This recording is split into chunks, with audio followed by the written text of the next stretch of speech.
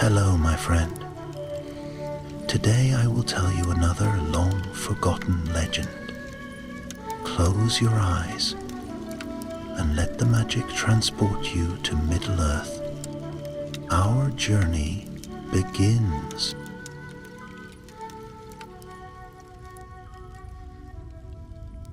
In the deep hush of a late autumn night, when the wind slid like a cold serpent along the stone halls of Erebor, Dwalin, son of Fundin, stood before King Dane Ironfoot.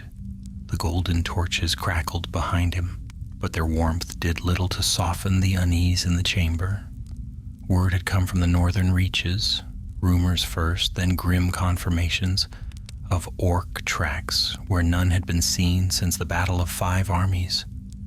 Worse still, scattered dwarven scouts had recovered broken weapons whose iron bore a new and troubling mark, a jagged rune tied to Gundabad. Dwalin did not shy from trouble. His heart had been forged in war long before the halls of Erebor were reclaimed, yet even he felt the weight of this news. If the orcs were mustering new strength in the Grey Mountains, then peace was only a thin crust over deeper unrest. We need clear eyes and a stout heart for this, Dwalin said, leaning forward on his throne of carved stone. Your old roads run near those mountains more than any others. You know their shadows. Will you go? Dwalin bowed his head. Aye. Better I find the truth than wait for the truth to strike. Dwalin's gaze hardened. Take a small company, no more than 6. Move swiftly. If an enemy stirs, I would know before their iron darkens our gates.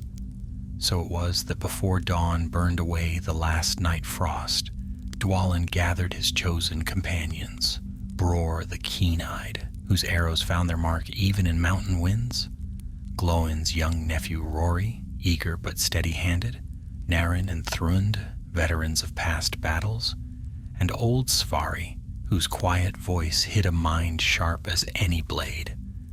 Each carried what gear they trusted, axes honed, shields mended, provisions packed with the efficiency of long journeys.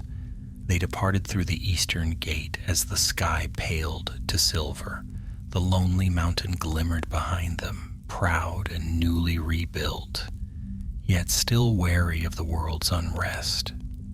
As they traveled north along cold paths, they found the land barren, but not silent. Crows drifted overhead more often than they should. Tracks of wolves intersected their way, too many for the season. Once they found a campfire still smoldering, though no travelers appeared nearby. Someone fled in haste, Svari murmured, prodding the ashes. Or someone hides. Dwalin scanned the hills. Either way, the mountains whispered trouble. After days of hard marching, they neared the first outpost, Karzun's Watch, an abandoned dwarven tower left to crumble after the old wars. The stones were darkened with age, yet sturdy. A thin trail of smoke curled from within. Not natural, Bror whispered. They approached with caution, weapons drawn. The wind carried to them a faint foulness, not rot, but iron burned too hot, too hastily. When Dwalin stepped through the broken archway, he halted. The outpost had been ransacked, shields shattered, crates overturned, and on the far wall, lit by the weak flame of a dying torch, lay the mark they had feared, a crude rune carved deep into the stone, shaped like a claw grasping downward. Rory swallowed. Gundabad. Naren knelt by a splintered shield. These blows, forged blades did this, fresh ones. Dwalin ran a calloused thumb through the carved rune. The groove was clean, recently chiseled. The orcs were not merely passing, they were claiming. Whatever lurks in the Grey Mountains, he said, voice low, has grown bold. Thrund kicked aside a fallen crate. Tracks here, heavy ones, orcs, perhaps half a dozen, heading north. Dwalin rose. Then north we go." Before they left, Svari uncovered something small but significant, an arrowhead of black iron, sharp and cruelly barbed. "Dwarven steel holds firm," he said grimly, "but these are made to tear." Dwalin tucked the arrowhead into his belt pouch, evidence, proof, and a promise of blood yet to come. The company moved on, shadows lengthening across the foothills as they entered regions where few dared travel. The mountains loomed ahead, jagged like broken teeth. Dwalin felt a stir of unease, something beyond the usual danger. The air itself seemed to hum with purpose, as if some hidden forge deep within the stone beat a slow, malevolent rhythm. Night fell as they reached a rocky ledge overlooking a valley. Below, faint flickers of firelight pulsed through cracks in the earth, too regular to be natural flames. Even from afar they could hear it, a metallic clang, distant but unmistakable. Thrund stiffened. A forge, orc work by the sound. Dwalin's eyes narrowed. Aye, and not a small one.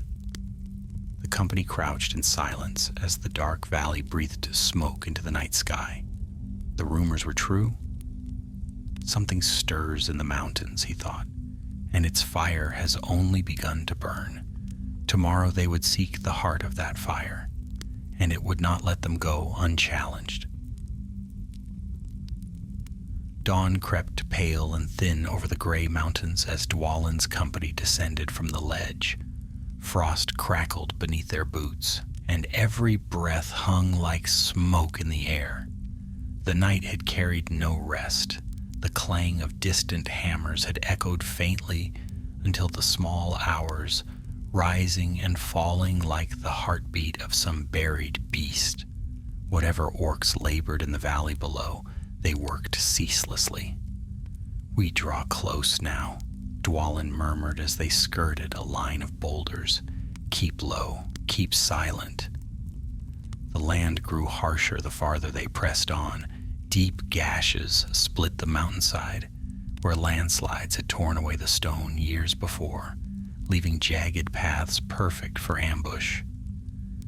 More than once, Bror raised a hand to halt them, listening, watching, only for the sound to fade. A clatter of pebbles, a scraping like claws on rock.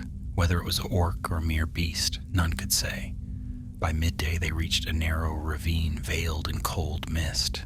Rory shivered. "Feels like a throat we're walking into." "Then see that it does not close on us," Naren grunted. As they pressed deeper, the ravine widened into a hidden basin. There, beneath a crown of crumbling cliffs, the company beheld the first true sign of the enemy's purpose. Dozens of orc prints scarred the ground, some heavy as if from beasts burdened with iron. And near a cluster of boulders they found a ruined campsite, one clearly dwarven. Svari crouched beside the ashes. 3, maybe 4 dwarves camped here, not long ago. Bror sifted broken arrows through his fingers, and were driven off or taken. Rory's voice tightened. "Taken where?" Dwalin pointed toward a narrow cleft in the cliff face, half concealed by fallen stone. A foul draft breathed from its depths, warm, reeking of smoke and forge slag. "There," Dwalin said, "a passage into the mountain." Before they approached, they searched the campsite. Under a torn blanket, Thrund uncovered a metal clasp stamped with a simple mountain sigil, a token of one of Erebor's far-ranging scouts.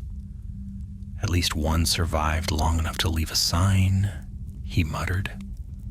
Dwalin closed his fist around the clasp. "We move with haste." The cleft's entrance forced them into single file. The stone passage sloped downward, the air thickening with each step. It was no natural tunnel. The walls bore marks of rough chiseling, and iron nails jutted from the rock where crude supports once stood.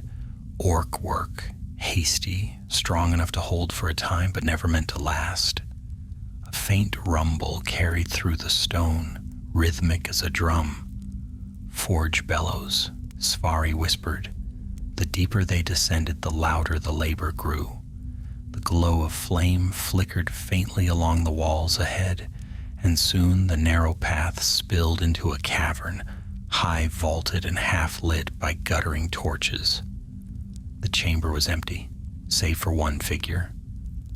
A dwarf sat slumped against a pillar of rock, bound hand and foot, his beard ragged and burnt at the tips. At the sound of their boots, he stirred, lifting his head with effort. "Who?" His voice cracked. "Dwalin. By the stone, I thought I'd breathe my last before seeing a friendly face." Dwalin hurried forward and cut the bonds. "We found your camp above. What occurred here? Speak if you have strength." The dwarf drew a shuddering breath. "Name's Brokar. My company came to track the same rumors you now follow. We found the orcs' trail easy enough, easier than we should have. They meant for someone to follow." Thrund frowned. "A trap?" Brokar nodded. "Aye. They want their deeds known. Want us to fear what they're forging." "And what is that?" Dwalin asked. Brokar reached beneath his torn cloak and drew out a twisted length of chain, thick links wrought in strange, narrow shapes, sharpened along the edges. "They call these breach chains," he rasped, "made to hook into shield rims and tear them apart. Orcs of Gundabad have never forged with such purpose." Bror cursed under his breath. Brokar continued. "Their leader, an orc they name Musgash the Ironbinder, commands the forge. Cruel and clever, he's turning the mountain's belly into a war foundry." "Where is he now?" Dwalin asked. "Deeper," Brokar said, pointing to a low archway at the far end of the chamber. "The main forge hall lies beyond, guarded heavily." Svari offered Brokar water. "Can you walk?" "Aye," Brokar said through clenched teeth. "I'll stand until Stone takes me." Dwalin clapped his shoulder. "Then stand with us." They pressed on, now 7 in number. The passage beyond the archway opened into a descending stair, its steps uneven and scorched. Heat rolled upward like a dragon's breath. The air vibrated with the pounding of hammers, many hammers. Near the stair's foot, Bror halted the company with a sharp gesture. Voices echoed ahead, gruff, snarling, thick with malice. "Orcs." They crept forward until the chamber below came into view. A patrol of 5 orcs lingered on a ledge overlooking a great cavern, their attention fixed on the glow below. Smoke drifted past them like dark curtains. One of them barked something in their harsh tongue and spat over the edge. Bror drew an arrow. Dwalin laid a hand on his arm and shook his head. "Quiet kills. No alarms." The company split, Naren and Thrund circling left, Bror and Rory right, while Dwalin advanced up the middle with silent, steady steps. The orcs were inattentive, lulled by the noise of their own forge. Naren's axe struck first, a swift, clean blow. Bror's arrow thudded into another's throat. In moments the ledge fell silent, the orcs collapsing without cry or clamor. When all was still, the company advanced to the ledge and looked down. Below lay the forge, a vast cavern spread beneath them, lit by fire pits, molten channels, and rows of anvils. Dozens of orcs toiled under the crack of whips, shaping metal into cruel forms. Jagged blades, hooked chains, spearheads black as pitch, smoke spiraled up into cracks in the ceiling, carrying with it the stench of burnt leather and scorched ore. And at the far end of the cavern, upon a platform of iron and stone, stood a towering orc clad in plates of hammered metal. His helm was shaped like a snarling beast. His shoulders were wrapped in spiked chains. Even from a distance, the malice within him was unmistakable. Muzgash, Brokar's face tightened. There he stands, the Ironbinder himself. Dwalin's grip tightened on his axe. Then this forge has but one night left to breathe. But as he spoke, the forge bellowed louder. A heavy gate rattled open below, and something vast moved in the shadows, something chained, groaning, its skin glistening red beneath the firelight. Rory whispered, "What beast have they bred for this place?" The chains jerked taut. A roar thundered through the cavern. Whatever awaited them in the deeps was no mere orc craft, and the battle to come would test every shred of strength they possessed. The roar shuddered through the cavern, shaking dust from the ceiling and sending a tremor along the ledge where Dwalin's company crouched. The orcs at the forges faltered in their work, some cackling with cruel delight, others stepping back as the chained creature lumbered forward from the shadows. At first its shape was unclear, only a hulking silhouette against the forge's glare. But then the beast's head lifted, and the firelight revealed a troll, massive, scarred, its hide marked with harsh runes burned straight into its flesh. The chains that bound it clattered as it strained, pulling against them with mindless fury. Its eyes glowed a sickly ember orange, mirroring the forge's flames. Brokar whispered hoarsely, "They fire-scarred it. Trolls fear flame, but this one, they've bent it to their will." Dwalin watched grimly as Muzgash strode toward the beast. The orc chieftain raised a heavy barbed whip and struck the troll across its chest. Instead of retreating, the creature snarled and stepped toward him, its rage focused but controlled, as if Muzgash, through some foul craft, had bound the creature's spirit as tightly as its limbs. "We cannot face that brute head-on," Svarri murmured. "No," Dwalin agreed, "not in the open." But we did not come to turn back. Their goal remained clear: destroy the forge, shatter the chains of war before they bound all the north. Yet the troll's presence demanded caution. If they fought the orcs in the main cavern now, Muzgash would unleash the beast, and the battle would become slaughter. Naren leaned close. Another path, perhaps? Dwalin nodded and scanned the cavern's edges. 3 passages wound downward from the ledge, though only one seemed both hidden and stable, a crack in the stone behind a cluster of stalactites. Smoke curled out from it faintly, hinting at a side tunnel. "There," he whispered. "We take the lower vantage unseen." The company moved like shadows, slipping through the crack one by one. The stone walls pressed close, rough and uneven beneath their palms. Yet the tunnel soon widened enough for them to stand side by side.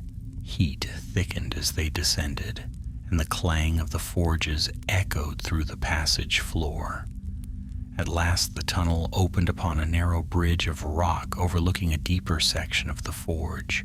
From here the company could see the full might of the orc foundry. Metal rails carried finished weapons into side chambers. Fire pits roared like open maws. Bellows wheezed in steady rhythm, fed by laboring orcs whose shoulders sagged with exhaustion. And below, near a furnace larger than any other, lay a mound of broken shields, dwarven shields, shattered and torn, each bearing a grim story of how these new chains were meant to be used. Rory swallowed hard. They've been planning this for some time. Dwalin felt a heaviness in his chest. Then we end their planning tonight. He studied the surrounding structures, searching for weakness. Amid the chaos, several thick pillars of iron reinforced the central forge platform. If those supports fell, the entire heart of the foundry could collapse, burying the forges beneath tons of stone and metal. But they were guarded. 2 orc overseers prowled the area, each armed with cruel, barbed spears. Bror pointed to a higher walkway that curved above the furnace. If we take that path, we could strike the overseers from above. Too exposed, Thrund said. One cry, and the whole den swarms us. Svari stroked his beard. There is another way. See that chain? He pointed to a thick iron chain stretching from the furnace's winch to a pulley anchored in the ceiling. If we cut it at the right moment, the counterweight would fall, snapping the supports. Dwalin nodded. Quiet work, dangerous work. Just like old times, Svari murmured. Before they could act, a sudden clatter sounded behind them. All 7 froze, axes half raised, but the noise was small, hesitant, and accompanied by a ragged breath. A figure emerged from a darkened alcove, a dwarven figure limping heavily. His armor was dented, one eye swollen shut, his beard matted with soot. Yet he lived. By Durin's beard, Brokar gasped. Farin? The battered dwarf blinked in confusion, then recognition dawned. Brokar? And is that Dwalin? Have the halls themselves come to rescue me? Quiet now, Dwalin said, gripping his arm to steady him. How came you here? Are there others? Farin shook his head weakly. No others. My company. Taken or slain, I know not. Musgash uses us to test the chains. They lash the hooks into our shields and drag. Those shackled to the chains do not survive long. Noreen's hands curled into fists. Foul work. Worse yet, Farin continued, his voice barely more than a whisper. Musgash means to march soon. He has gathered enough weapons to arm the northern orc clans. This forge is only the beginning. Dwalin met the eyes of each companion. All the more reason we strike swiftly. They guided Farin to a niche where he could rest, and Dwalin placed his own water skin beside him. Stay hidden. If we succeed, you'll hear the mountain roar. The company returned to the edge of the ledge, their plan forming wordlessly, each knowing the risk, each accepting it. Bror and Rory would circle to the left flank, arrows ready to silence the overseers if needed.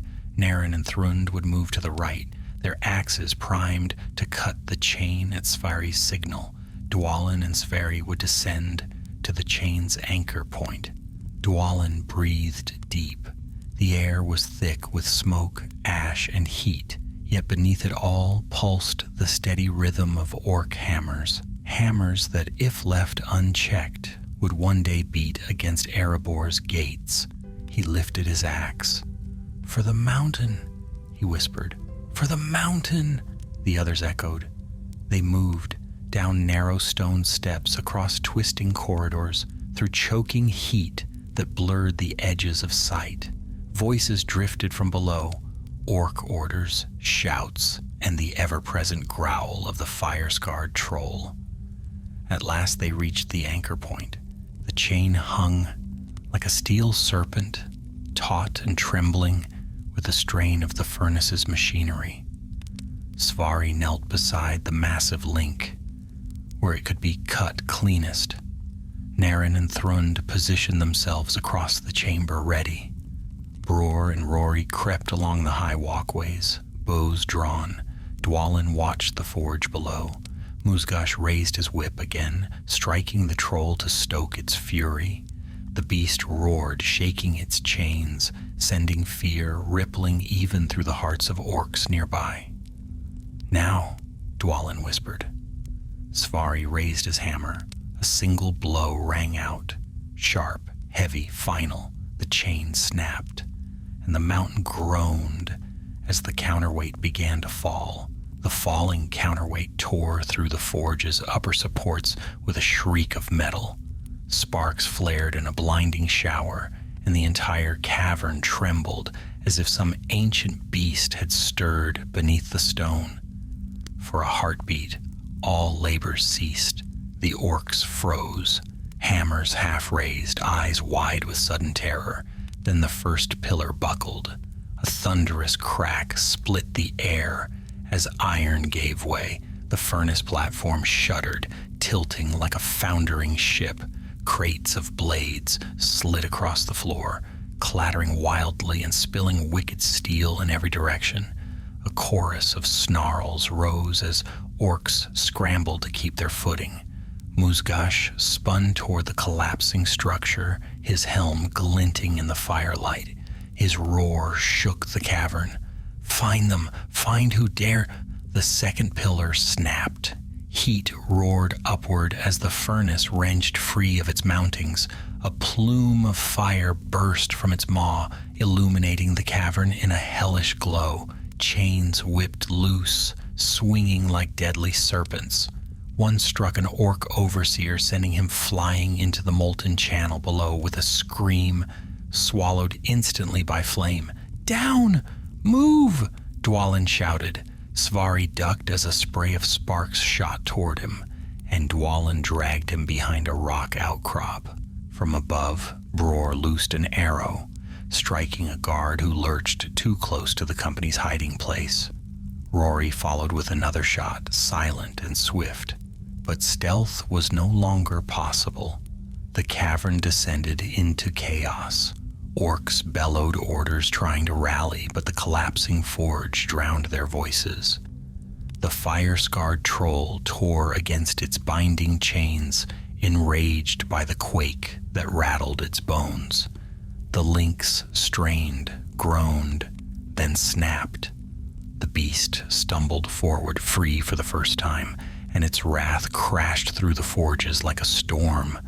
It swept its massive arm and sent a row of anvils tumbling. Orcs scattered, some crushed under falling stone, others retreating toward the deeper tunnels. "By Durin's axe," Thrund muttered from across the chamber. "The trolls unleashed." Dwalin's jaw tightened. This was bound to happen.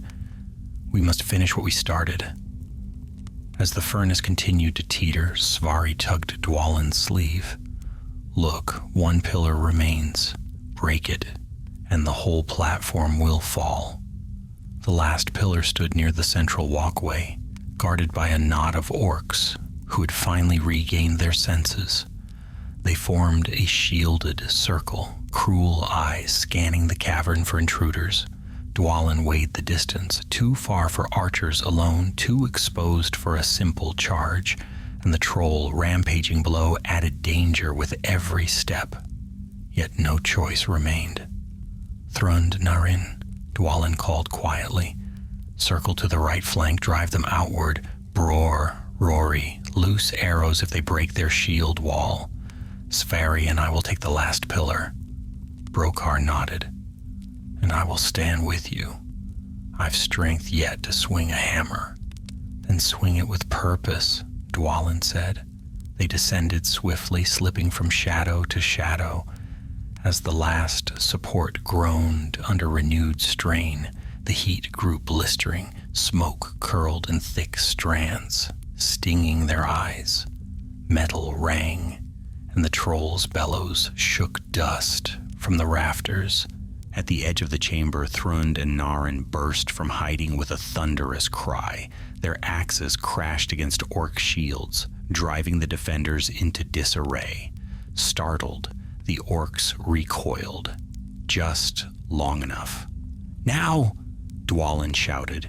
He and Svari lunged toward the pillar. Brokar followed, staggering but determined, swinging his hammer with fierce resolve. The orcs snarled, turning toward the new threat, but Bror's arrow struck the nearest in the throat, and Rory's caught another between the plates of his armor. Dwalin reached the pillar and raised his axe. The iron was thick, brutally thick, but weakened from the shock of the falling counterweight. Svari struck first, splintering the outer bolts. Brokar hammered a deeper dent. Dwalin's axe followed, biting into the metal with a ringing crack. The pillar shuddered. Orcs closed in, their spears lunging. Dwalin blocked a thrust with his shield, sparks flying as steel scraped steel. The orc snarled, raising his spear for another strike, but Thrund barreled into him from the side, felling him with a roar. "Dwalin, strike again!" he bellowed. Svari hammered once more. The pillar sagged, listing like a wounded tree. Brokar delivered another blow, sweat streaking through soot on his brow. "Once more!" Dwalin roared, lifting his axe. He brought it down with all the strength in his limbs, a single focused strike forged by decades of war. With a deafening shriek, the pillar snapped. The entire forge platform groaned, swayed, and then collapsed in a roaring cascade of stone and iron. A wall of flame surged upward as the furnace cracked open, spewing molten ore across the cavern floor. Orcs screamed, stumbling as the ground pitched beneath them. Chains snapped like lightning-struck branches. Muzgush staggered backward, barely catching his footing. As the platform heaved, his hate-filled gaze found Dwalin. "You dwarven wretch," he roared, lifting his barbed whip. "I will flay your beard from your skull." But before he could strike, the collapsing furnace gave way entirely. A great section of the platform sheared off, falling into the molten pit below with a roar that drowned all other sounds. Muzgush leapt aside, barely evading the fall, disappearing behind a curtain of smoke. Dwalin shielded his face as blistering heat washed over him. Stones clattered around them, dust filled the air. Svari coughed. "The forge heart is broken?" "Aye," Dwalin said, catching his breath, "but the battle is far from done." A deafening roar cut through the smoke. The troll again, now driven beyond reason, its fury transformed into pure destruction. Freed from its bonds, it hurled itself toward the cavern's upper paths, toward them. Rory shouted from the walkway above, "Dwalin, it climbs!" And indeed it did.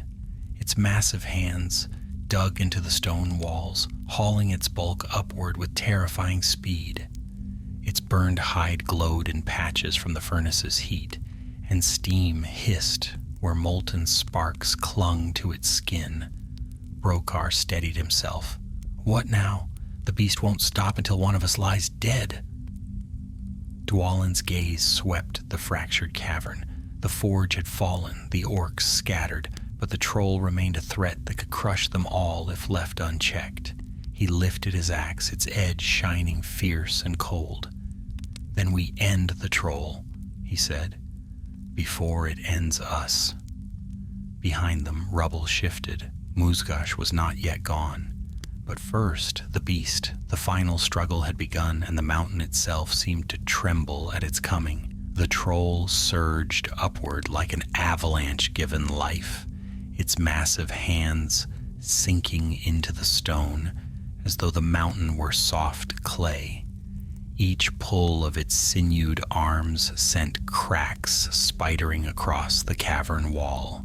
Dust rained from above. Loose pebbles clattered down the sheer face.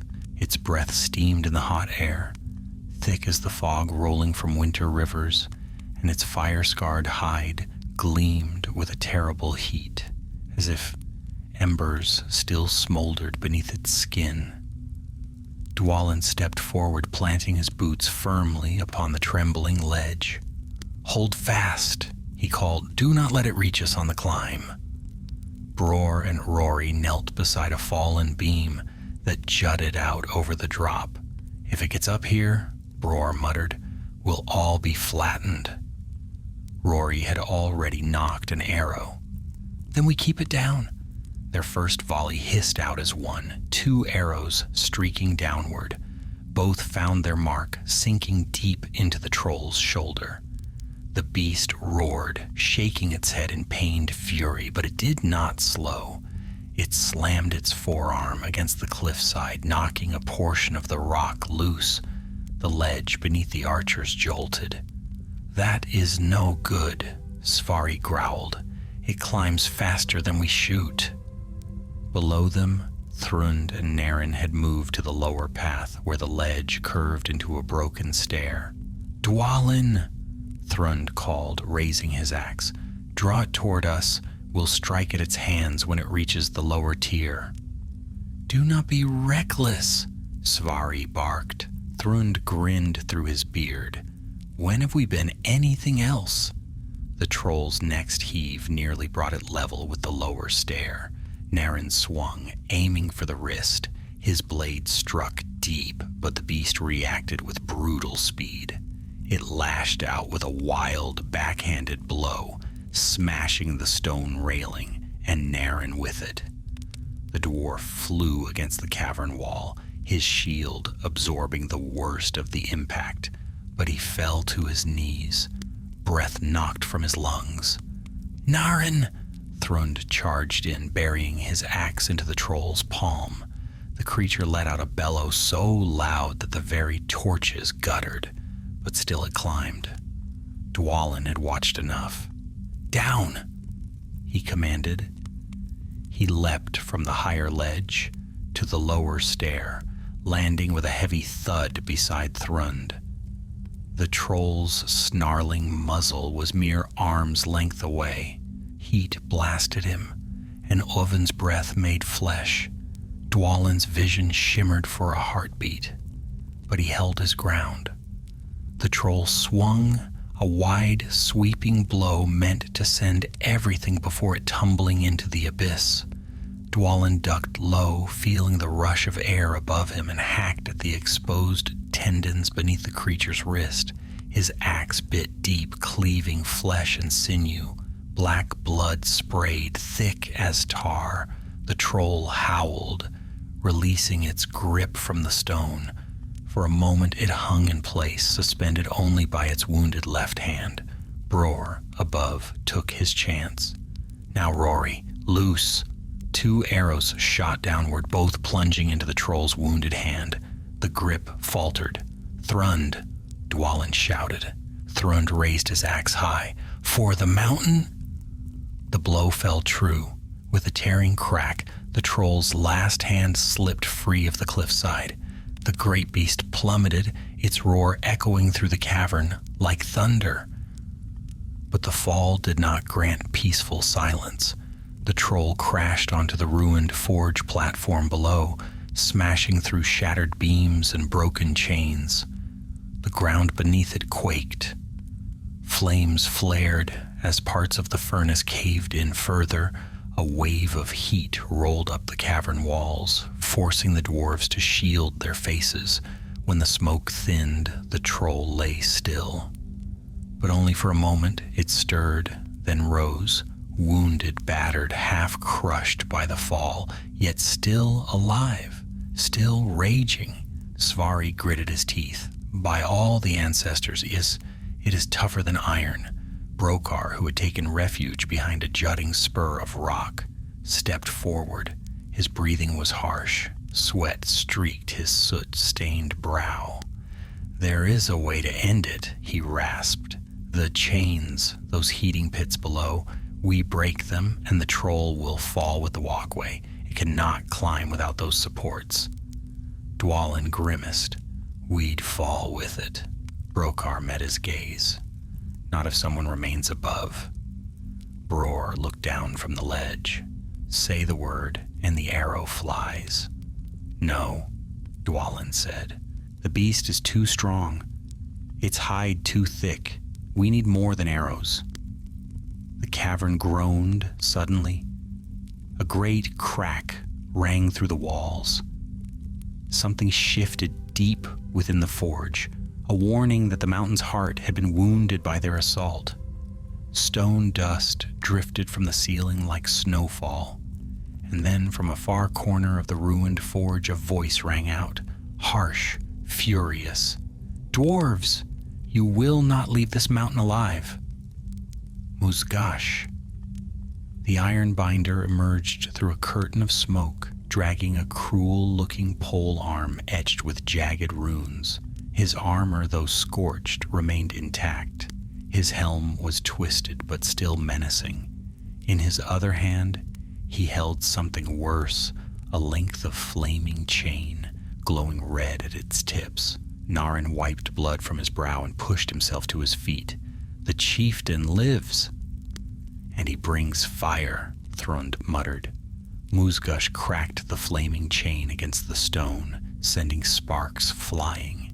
The troll, wounded though it was, lifted its head at the sound, its ember-glow eyes sharpening, as if recognizing its master's call. Dwalin tightened his grip on his axe. He means to drive the beast again. We must stop him, Brokar said, while it still bleeds. Then strike we shall. Dwalin advanced down the broken stair. The heat grew fiercer with each step. Below him the troll snarled and limped forward. Musgash raised the blazing chain, preparing to hurl it across the cavern, to drive the creature back toward the dwarves' ledge. But he had not counted on the mountain itself. A boulder dislodged from the ceiling, whether from the earlier pillar's collapse or the troll's fall, none could say, and crashed down between the troll and its master, shattering the stone walkway connecting them. The troll reeled back. Musgash roared in fury, scrambling for another path. Now, Dwalin shouted, while they are separated. Sverri, Thrund, Brokar, and Narin rushed down with him. Bror and Rory covered their descent with arrows, driving back the orc stragglers attempting to regroup through the smoke.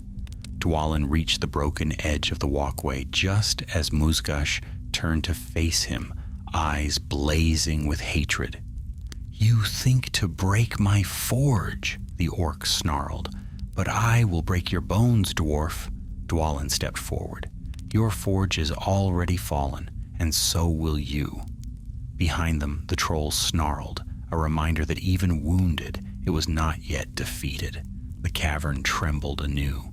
Firelight glimmered across steel. The final clash with Musgash was at hand, and the troll's shadow loomed ever closer. The cavern spat firelight across the broken stone as Dwalin strode toward Musgash. The orc chieftain's jagged armor glimmered with molten reflections, and the flaming chain in his grasp hissed like a living serpent. Sparks dripped from its links, each fall igniting tiny bursts upon the scorched floor. Behind Dwalin, his companions spread into formation. Thrund's axe gleamed. Narin's shield was raised, though cracked from the troll's blow. Sverri gripped his hammer with a grim steadiness, and Brokar, wounded but unyielding, tightened his grasp upon a heavy iron bar he had scavenged from the ruins. Above, Bror and Rory kept watch, arrows already nocked. For a long breath, all was still.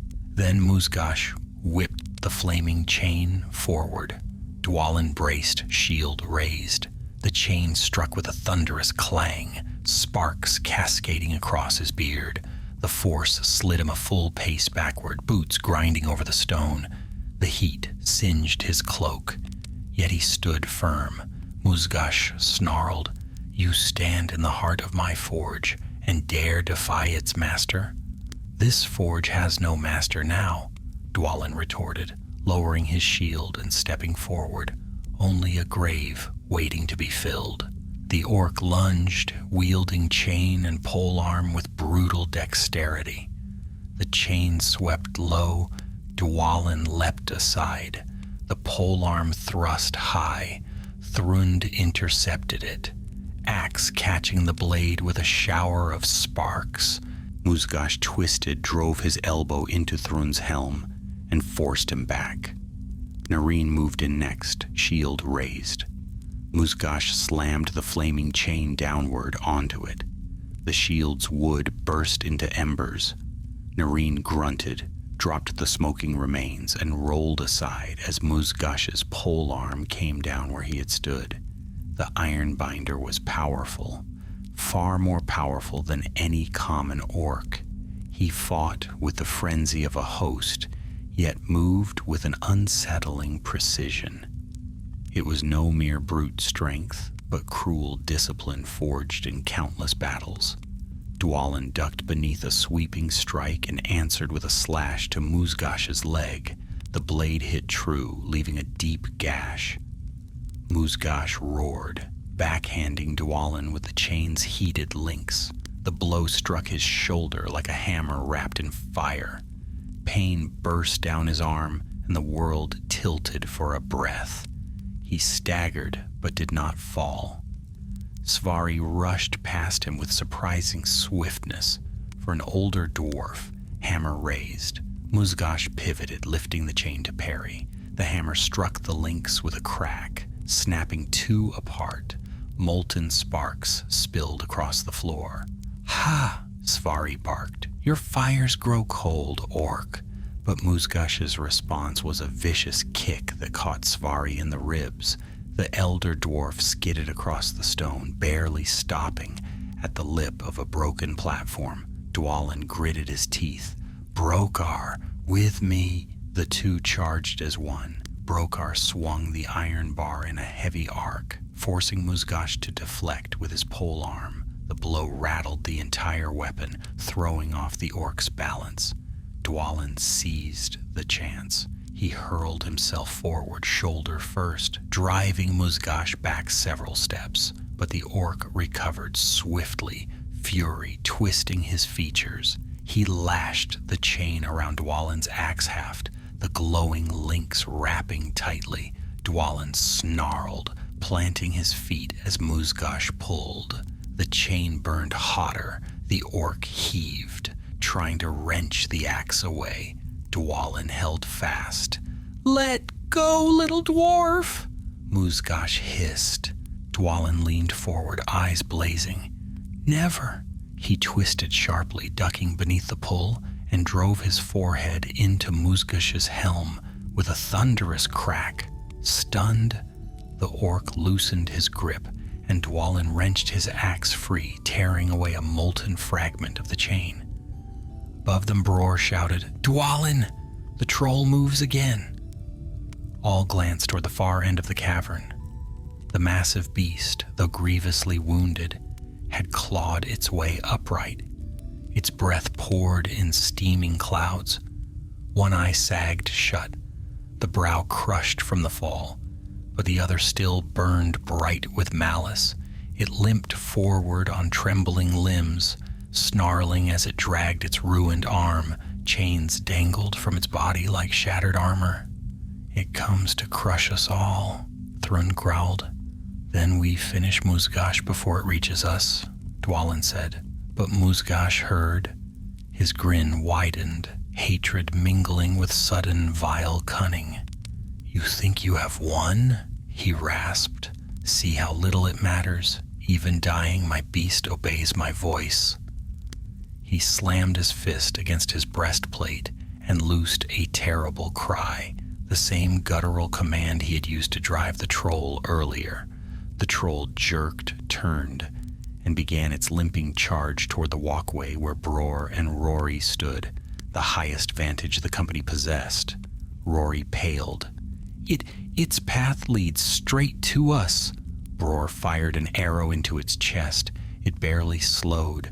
Dwalin roared, "Bror, Rory, move from the ledge, now!" The two archers leapt aside just as the troll's massive fist crushed the stone edge where they had stood. The walkway shuddered violently, and then broke. The entire upper ridge collapsed in a rush of rock and dust. Bror and Rory disappeared in the falling debris, swallowed by the clouds of stone and smoke. "Bror, Rory," Svari cried, but their fate was hidden beneath the dust. Musgash laughed, a deep, echoing sound that grated like metal, dragged across stone. "Let the mountain bury your kin. Soon it buries you as well." Dwalin's blood boiled. Without hesitation, he charged the chieftain. Musgash swung the polearm. Dwalin ducked under it and struck the orc's knee. Bone cracked. Musgash stumbled. Thrund seized his chance and smashed the blunt end of his axe into the orc's helm. The ironbinder fell to one knee, but he did not fall fully. With a snarl, Musgash swept his polearm in a desperate arc. Its blade sliced across Brokar's side. Brokar staggered, blood pouring down his flank. "Brokar!" Nurin cried, catching him before he collapsed. The blow had been meant for Dwalin. Dwalin saw red. He stepped in close, seized Musgash's wrist, and drove his axe deep into the gap where the orc's breastplate had been warped by earlier blows. The chieftain gasped.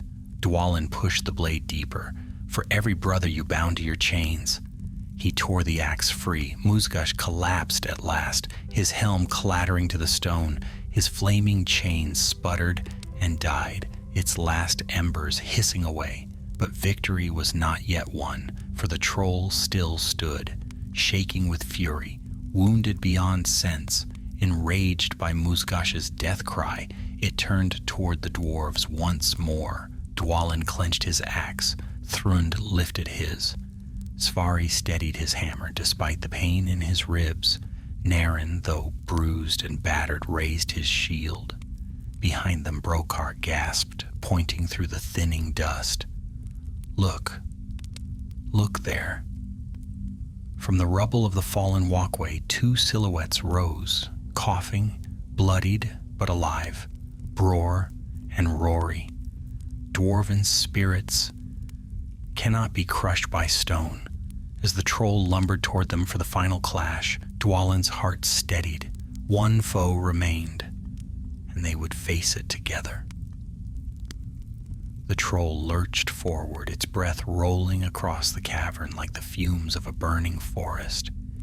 Each step shook the fractured stone beneath it. Though grievously wounded, the creature moved with the terrible endurance of mountain beasts, driven now not by Musgash's lash, but by raw fury. Its remaining eye burned like a coal, pulled from a dying fire. Dwalin stepped to the front of his company, planting his boots amid the scattered debris. His muscles burned, his shield arm throbbed, and soot stung his eyes, yet his stance held firm. "Steady," he murmured. "We stand as one." Thrund rose beside him, tightening the leather straps on his bracers. "Let it come. I've another swing left." Naren lifted his dented shield. "And I've strength to give." Svari gripped his hammer with both hands, breath wheezing from bruised ribs. "The beast will fall to stonecraft and steel. See if it doesn't." Brokar, though bleeding from his side, leaned against a jutting boulder, iron bar at the ready. "I'll not die while that thing still breathes." From the far edge of the cavern, Bror and Rory emerged from the dust cloud, battered but alive. Bror's bow hung in one hand, its string frayed. Rory's quiver was splintered, his cloak torn. Yet their steps were swift as they rejoined the group. "You still draw breath," Dwalin said, relief flickering across his stern features. Bror nodded, barely, but enough to send an arrow straight into its skull if it gives us time. The troll roared again, louder than before, its voice echoing through every corridor of the dying forge. The sound rattled debris loose from the ceiling. One heavy stone crashed down behind the dwarves. Rory swallowed. "It's coming fast." The beast charged with surprising speed for its wounds. Its feet pounded the ground, crushing fallen weapons, shattered crates, and broken anvils beneath its weight. Firelight rippled across its uneven skin. Black blood seeped from gashes left by the fall, and jagged bone jutted from its ruined shoulder. Dwalin raised his axe. "Brace!" The troll's first blow came like a falling boulder. Its massive fist slammed against Dwalin's shield, hurling him backward several paces. His boots scraped sparks across the stone as he fought to stay upright. Thrund and Naren moved in behind him, anchoring him with their own weight. The troll pulled back for another strike. "Now!" Dwalin barked.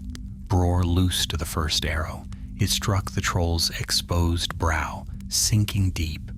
The creature reeled, howling in pain.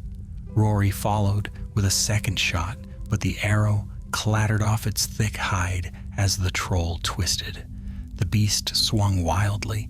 The blow struck the stone ledge above Svari, splitting it apart. He dove, rolling across the ground as shattered rock crashed behind him.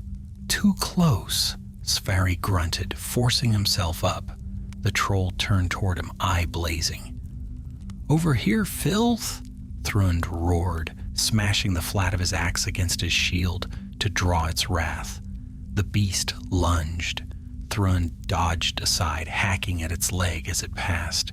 His blade carved through flesh, and the troll collapsed onto one knee with a ground-shaking thud. Naren followed, ramming his shield into the creature's side to keep it off balance.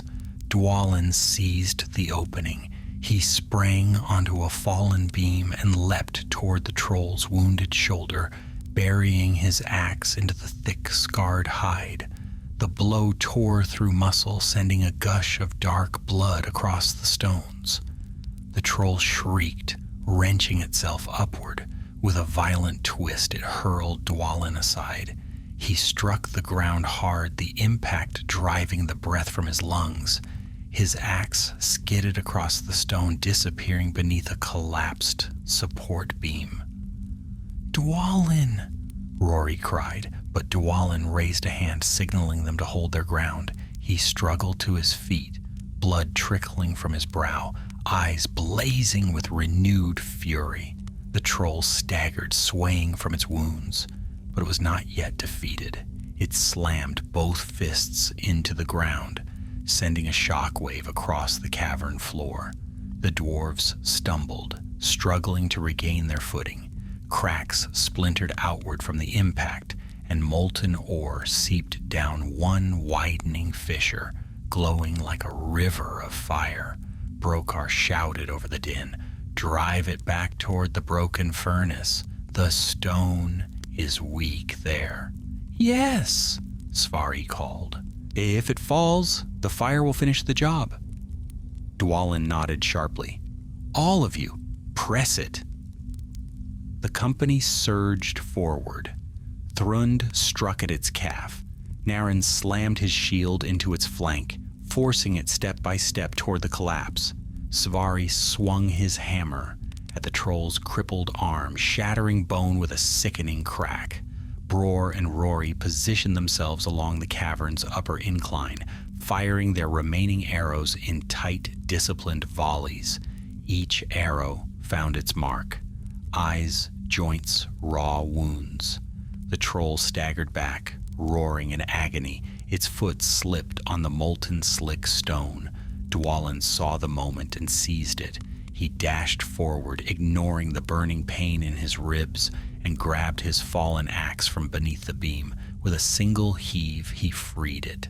The troll's towering form loomed above him, shadow stretching long and wide across the firelit cavern. Dwalin met its blazing eye without flinching. "For the mountain," he growled. He swung. His axe struck beneath the troll's jaw with a force born of fury, honor, and the memory of every fallen dwarf whose shield had been broken by Musgash's chains. The blade cleaved deep, splitting bone. The troll reeled, then toppled backward. The stone beneath it crumbled fully.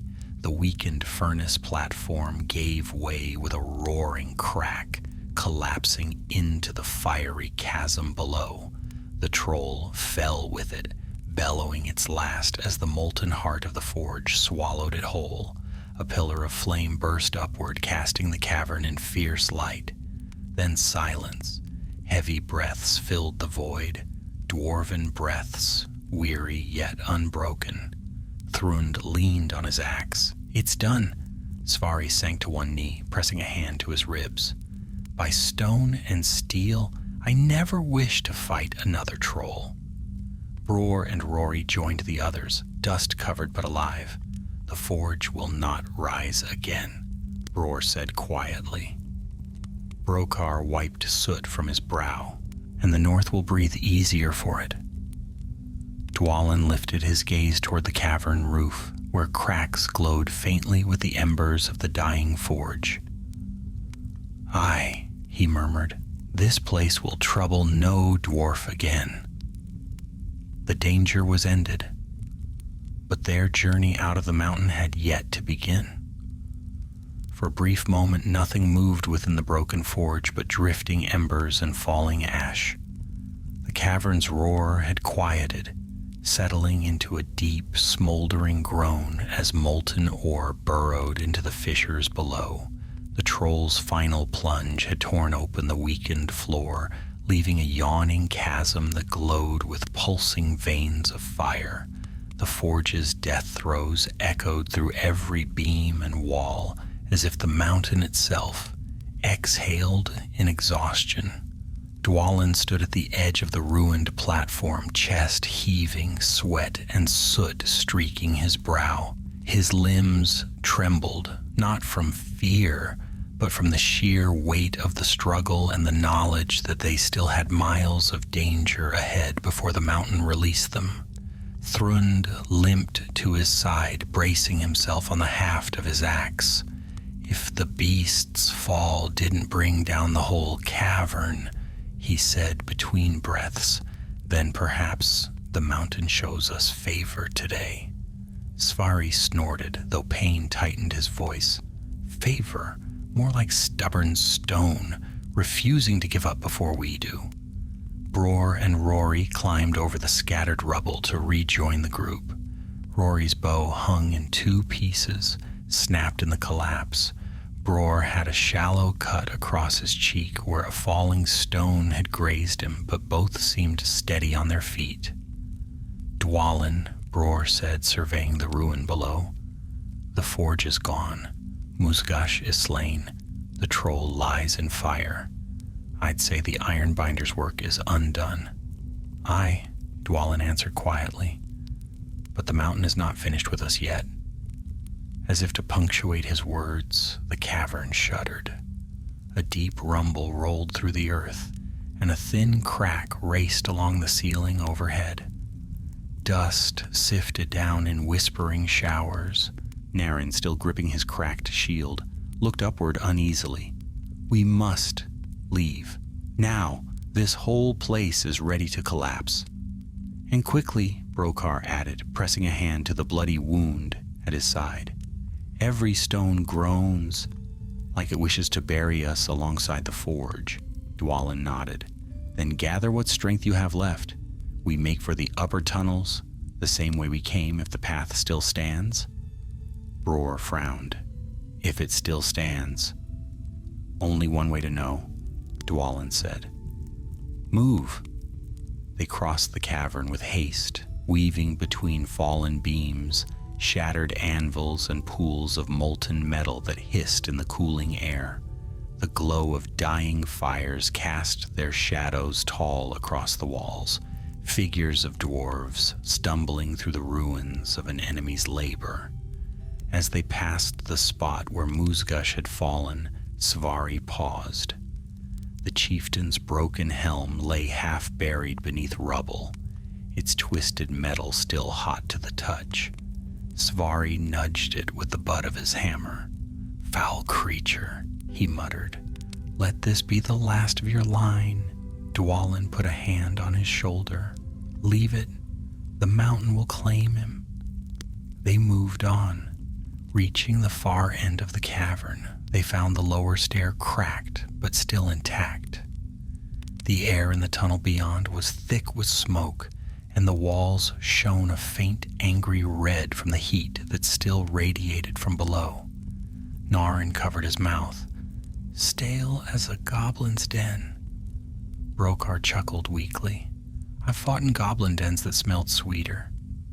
Dwalin led the way, climbing the stairs with steady, unbroken steps. Despite the pain in his body, his thoughts were sharp, focused. The forge was destroyed, yes, but they would gain nothing if they perished in the mountain. Erebor needed this victory. King Dain needed warning of what the orcs had been preparing. And the Grey Mountains needed cleansing. They reached the side passage where they had first found Farin. The battered dwarf still lay where they had hidden him, though he stirred at their arrival. "You're alive," he rasped, forcing himself upright. Dwalin knelt beside him. "Alive and the forge undone. Can you walk?" Farin gritted his teeth. "Walk? Aye, run perhaps not, but I'll not slow the lot of you." Svari wrapped an arm around Farin's back. "You'll slow no one. Lean on me." The company continued upward, weaving through the narrow tunnel. The heat diminished with each step, replaced slowly by cooler air. Yet the tunnel shook at intervals, sending pebbles bouncing down the slope. Rory glanced behind them. "If we tarry, the mountain will swallow our heels?" "Then don't tarry," Thrund replied. At last, after a long climb, they reached the last twist of the passage, the crack in the stone that led to the upper ledge. The faint breath of cold air drifted through it. Dwalin pressed onward, then halted sharply. The ledge was half gone. The collapse that had buried Bror and Rory earlier had shattered the cliffside above more deeply than they had realized. A great portion of the stone shelf had cracked away, leaving only a narrow span of rock, jagged, uneven, and slick with dust. Bror peered over Dwalin's shoulder. "It'll hold, maybe." "Maybe is a foolish word," Svari muttered. Dwalin tested the ledge with his boot. The stone shifted but did not fall. "One at a time," he ordered, slowly, none rush. "If the mountain wishes to test us, then let it find our footing sure." Thrund crossed first, planting each step carefully. His heavy boots made the ledge groan, but he reached the far side safely. Rory followed next, lighter on his feet. Svari and Farin moved after him, each leaning into the wall for support. Brokar took a breath, steadied himself, and crossed with a grimace. Then came Bror. Halfway across, the stone beneath his foot cracked. "Bror!" Rory reached out. Dwalin lunged forward and caught Bror by the wrist as the ledge gave way beneath him. Bror dangled over the deep chasm that fell into the heart of the forge. The stone trembled. Dust rained down. Bror clenched his jaw. Don't let go." "I wasn't planning to." Dwalin growled through his teeth. Thrund seized Dwalin's belt, anchoring him. Naren grabbed Thrund. Rory braced himself against the wall. "Pull," Dwalin ordered. Their combined strength dragged Bror upward. His boots scrambled against the crumbling cliffside, then at last found solid stone. With one final heave, the company hauled him to safety. Bror collapsed against the wall, breathless. "That was uncomfortably close." Dwalin clapped his shoulder. "Next time, watch your step." "Next time," Bror said, "I'll fly instead." The company shared a weary, gritty laugh, half relief, half disbelief. The upper tunnel stretched ahead of them, cool and quiet compared to the hellish heat below. The mountain's rumbling grew softer, and the air tasted of stone and old air rather than smoke. "We press on," Dwalin said. "We're not free yet." But as they ascended, something else crept into the mountain's stillness, a faint sound ahead, not the rumble of rock, nor the hiss of falling dust. Voices, guttural, orcish. Thrund's hand tightened around his axe. "Seems the mountain has more surprises." Dwalin's eyes hardened. "Then we'll meet them as we met the rest. Steel first. No hesitation." The company readied themselves once more, As the shadows ahead shifted, the forge behind them was dead. But danger stirred in the tunnels yet, and the collapsing forge was far from finished with its dying throes. The company halted as one, forming a silent wall of grit and steel. The tunnel ahead glowed faintly with reflected firelight, an orange shimmer cast not from the forge behind them, but from torches held by rough, moving shapes. The guttural murmur of orcish voices drifted toward them, carried on a stale breath of cavern air. Dwalin signaled with 2 fingers. Down, quiet. The company crouched behind a scatter of fallen stones, their shadows merging with the walls. Even the dripping of water from the ceiling seemed loud in that tense stillness. Bror leaned close, whispering, "Scouts? Stragglers from the forge?" Svari shook his head. No forge scum would still linger this close to the collapse. These came from deeper in the mountain. Brokar wiped sweat from his brow, voice low. Word might have reached them. Rumors of flames and thunder in the deeps. They'll be searching for their chieftain.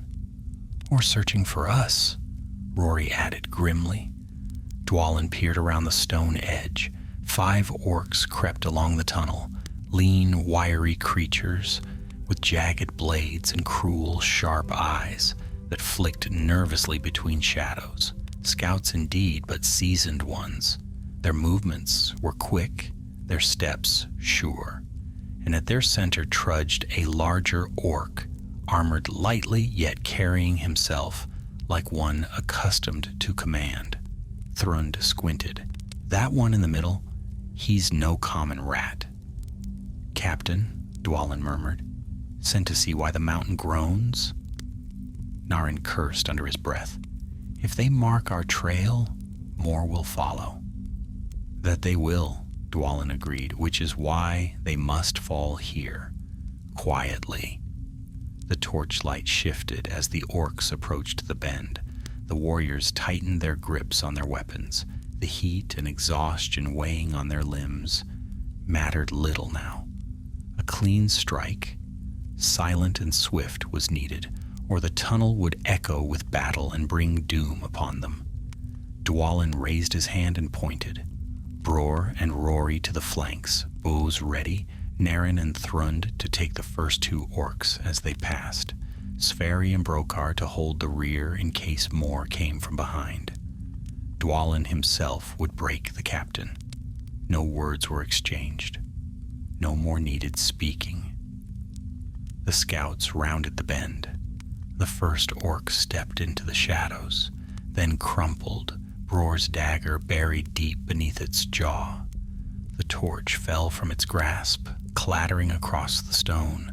Rory snatched it mid-roll, smothering it beneath his boot before light could betray them. The second orc blinked, confused, opening its mouth to shout. Thrund's arm hooked around its throat, dragging it backward.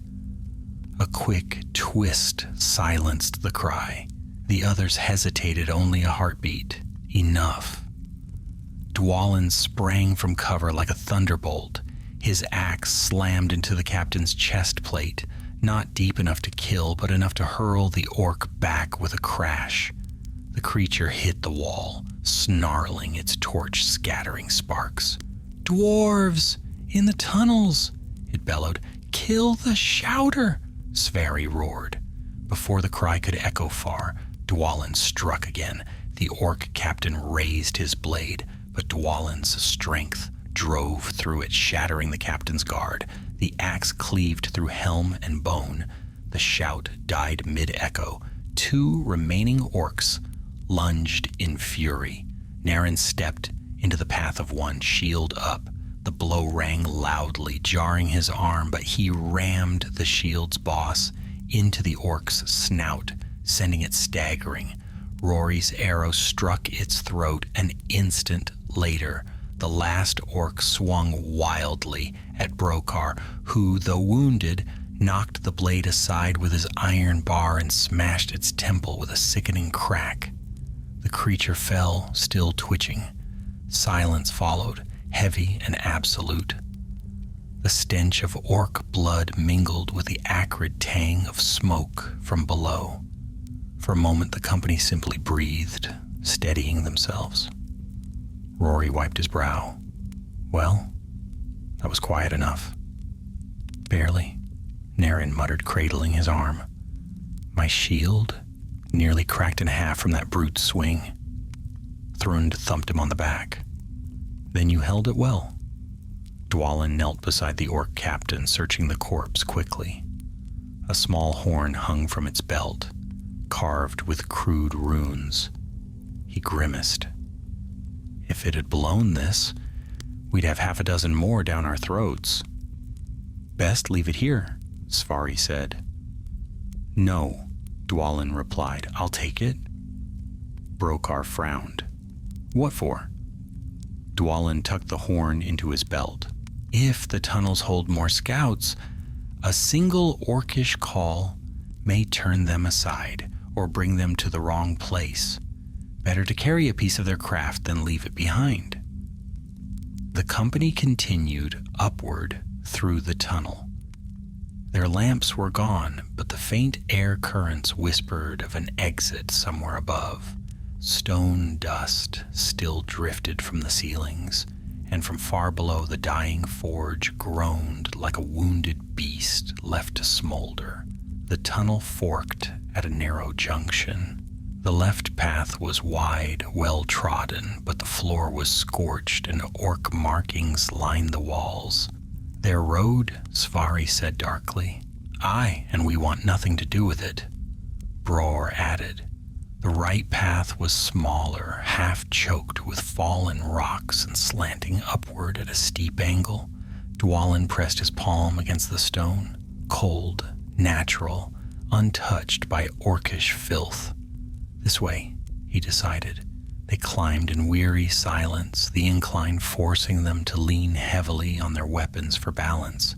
Brokar stumbled once, but Rory caught him before he fell. Farron moved slowly, teeth gritted, but Svari supported him without complaint. After what felt like an age, the tunnel narrowed into a final slanting shaft. At its end, a spill of pale gray light shimmered faintly. Sky, Thrund breathed. Svari exhaled. I feared I'd never see it again. Dwalin pushed forward and emerged into the open air. The gray mountains stretched before them, wind sweeping cold and pure across the barren heights. Dawn stained the eastern horizon with pale fire. Snow glittered faintly on distant peaks. Beneath them, the hidden valley lay shrouded in smoke, drifting lazily from cracks where the mountain's belly still smoldered. Bror stepped out beside him, breathing deeply. Free. At last. But Dwalin did not relax. His gaze swept the ridge lines. The world was wider here, and danger moved differently in open stone. Rory joined him. What troubles you? Dwalin pointed with the haft of his axe. Across the distant ridge, silhouettes shifted. Orc shapes gathering at the mouth of a high cave, spears glinting faintly in the morning light. Thrund cursed. They must have felt the forge's fall. Aye, Dwalin said, and they'll search for answers. Brokar tightened his grip on the iron bar. And we are the only answers left. Dwalin turned to his weary companions, dwarf-worn yet unbroken.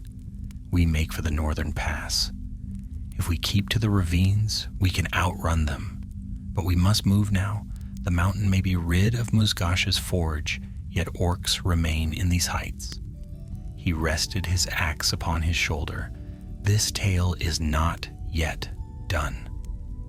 And with dawn rising behind them, the company set forth into the wild ridges, pursued by enemies, armed with bitter knowledge, and guided only by the strength of dwarven will.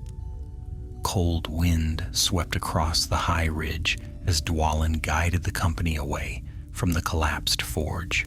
The dawn light strengthened, painting the jagged peaks in pale gold, but the beauty of the morning carried no comfort. Behind them, the mountain exhaled smoke from hidden fissures, its wounded heart still glowing faintly beneath the stone.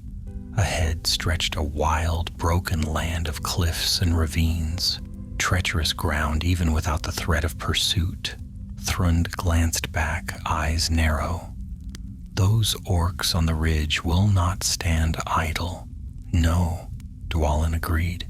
They will spread through the heights like wolves on fresh scent, but we know these mountains as they do not. Svari grunted, adjusting his grip beneath Farron's arm. Not well enough, it seems. The Grey Mountains have changed much since our folk last ranged freely here. Stone remembers, Dwalin replied. We will find our path. The company pressed on along a narrow ledge that curved around the mountainside.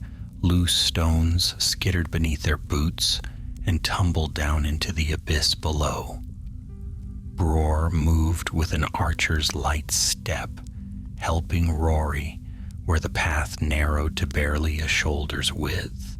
Brokar followed next, pale from blood loss, yet stubbornly upright. Thrund and Naren brought up the rear, keeping wary watch. The cold bit deep, cutting through their soot-stained gear. After hours of descent, the sun had risen fully, though the peaks still cast long shadows across their way. At last the ledge widened into a rocky terrace overlooking a long ravine. Rory paused, pointing. Smoke there, along the ridge, 3 plumes. Bror lowered his bow to study the signs. Signal fires. Orc watchers calling to one another. Then they found the wreckage of the forge, Nareen said. Or the bodies of their scouts, Thrund muttered. Dwalin scanned the valley below. A dry stream bed carved through the stone, broad enough to travel swiftly, deep enough to hide them from eyes above. Broken boulders lay scattered across its length, torn loose by old landslides. There, he said, the ravine will shield us. Rory frowned. And if they try to cut us off? They'll have to find us first, Dwalin replied, and the mountain has many roads. The company descended carefully into the ravine. The stone walls swallowed the wind, and their footsteps echoed faintly between the high cliffs. The air grew colder still, but the shelter of the canyon was welcome after the exposed heights. Brokar exhaled sharply as they reached the floor of the ravine. I'll mend, but every step feels like I'm walking on broken spears. Svari steadied him. You'll make it to Erebor, and once there, we'll see to that wound properly. Brokar managed a faint grin. I'll hold you to that. They traveled swiftly, using every scrap of cover the canyon offered. Hours passed beneath shifting shadows as they slipped between tall stone pillars and over dry patches of gravel where a stream once flowed. Above them, ravens circled, black specks against the bright sky. Dwalin paused beneath an overhang. Ravens were common in the north, but there were too many. They flew in restless patterns, sweeping low over the ravine's mouth. Something stirs them, he murmured. Bror aimed upward briefly. Orcs? Or carrion? Naren added darkly. Dwalin motioned for silence. The company moved under the shelter of the overhanging rocks. When the ravine narrowed again, they found the cause of the raven's excitement. A body lay crumpled against the rock wall, a dwarf clad in the gear of an Erebor scout. His helm was dented, his beard was matted with dust and dried blood. His axe lay at his side, blade chipped. Farron choked softly. I know him, Dori, son of Fargi. He rode north before my company left. Dwalin knelt, bowing his head. He fought, and he traveled far. Svari examined the ground. No tracks leading away. Orcs didn't come this way. Rory pointed to a break in the wall above. He fell? Bror nodded. Likely wounded elsewhere, tried to climb but slipped. Dwalin reached to close the fallen dwarf's eyes, then lifted Dory's axe. Though battered, it carried good make, dwarven steel that deserved better than to rust in a ravine. "We cannot dig a barrow," Dwalin said softly, "but we will not leave him to the birds." Together they lifted stones, heavy and cold, to build a cairn over the body. When it was done, Dwalin placed Dory's axe atop the mound, blade outward, a sign of honor and defiance. "May stone guard your rest, brother," he murmured. They stood a quiet moment, each offering a silent farewell. Then Dwalin turned to the others. "Now we press harder. If orcs rove the heights, we must reach the northern pass before sunset." They moved again at a brisk pace. The canyon deepened, twisting like a great scar through the mountains. Twice they heard distant shouts echoing between the walls. Twice they halted, breath held, until the sounds drifted away. By midday, the ravine forked. The left path climbed sharply toward open slopes. The right path narrowed into a deep cleft, filled with broken stones. "The left leads to the high pass," Bror said after studying the terrain. "Faster ground." "Aye," Thrund agreed, "but exposed." "The right?" Rory asked. Svari frowned. "Dark? Tight? A trap if orcs find the other end?" Dwalin made his choice. "We take the right. Better tight stone than open sky with archers on the ridges."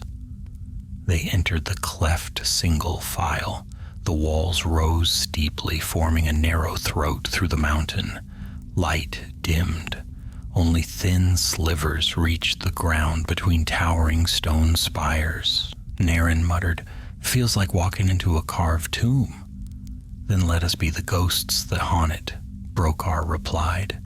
The cleft grew narrower still until the walls almost touched. They squeezed between them, shoulders brushing rough stone. When the passage widened again, the air felt colder, and Dwalin sensed something had changed. Bror suddenly raised his hand. "Stop." The company froze. The ground ahead was scuffed, fresh tracks crossing their path. Heavy feet clawed, orc boots, a full war band from the look of it. Thrund's voice dropped low. "They came this way, a dozen or more. Recently," Sverri added. "The stones have not yet settled." Rory's breath tightened. "Have they passed beyond the cleft? Or do they wait ahead?" Dwalin studied the tracks. They crossed the cleft and continued up a sloping path that led toward a shadowed overhang. But something was wrong. The prints were hurried, disordered, not a patrol moving with intent, but soldiers fleeing something. He touched the stone wall. It was warm. He turned sharply. "Back now. Move." Bror frowned. "Dwalin? Move." The company retreated several paces, and the ground beneath the orc tracks cracked open. A geyser of red smoke burst from the fissure. The mountain groaned from within. A deep roar rose from the earth, far stronger than before. "The forge collapse is spreading," Svari said. "A fault in the rock," Dwalin answered grimly. "All these tunnels are shifting." The fissure widened with a shudder, swallowing the orc tracks whole. A cascade of stones tumbled into the growing gap. Rory shouted, "If the passage collapses, it won't while we stand here." Thrund snapped, "Move!" They pressed forward again, leaping across the smallest gap before it widened further. Stone rumbled behind them, closing the path they had just crossed. At last they emerged from the cleft into a wider hollow. Cold daylight washed over them, pale, thin, but welcome. They were close to the northern pass. But as they stepped onto the plateau, a harsh horn blast shattered the air. Orcish, close.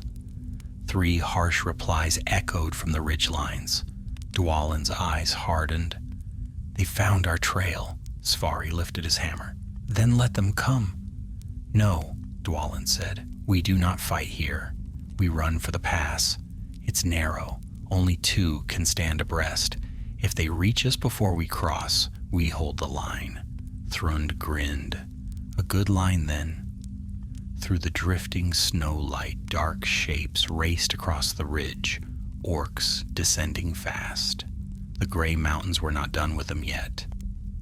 Snow swirled along the plateau as the company broke into a run. The northern pass lay ahead, an arch of stone carved by ages of wind and winter. Beyond it stretched the long descent toward safer lands where orc patrols grew scarce and the roots of the mountains dipped into quiet valleys. But between them and that freedom came the thunder of boots and guttural cries. Rory glanced back. They're gaining! Dwalin did not look, though he heard the horn blasts clearly now, the harsh commands of orc captains urging their hunters onward. Shadows flickered atop the ridge as the warband descended with the reckless speed of wolves, following fresh blood. Faster, Dwalin called. The pass will narrow the fight. Bror was first across the icy stones, bow in hand, though he had only 2 arrows left.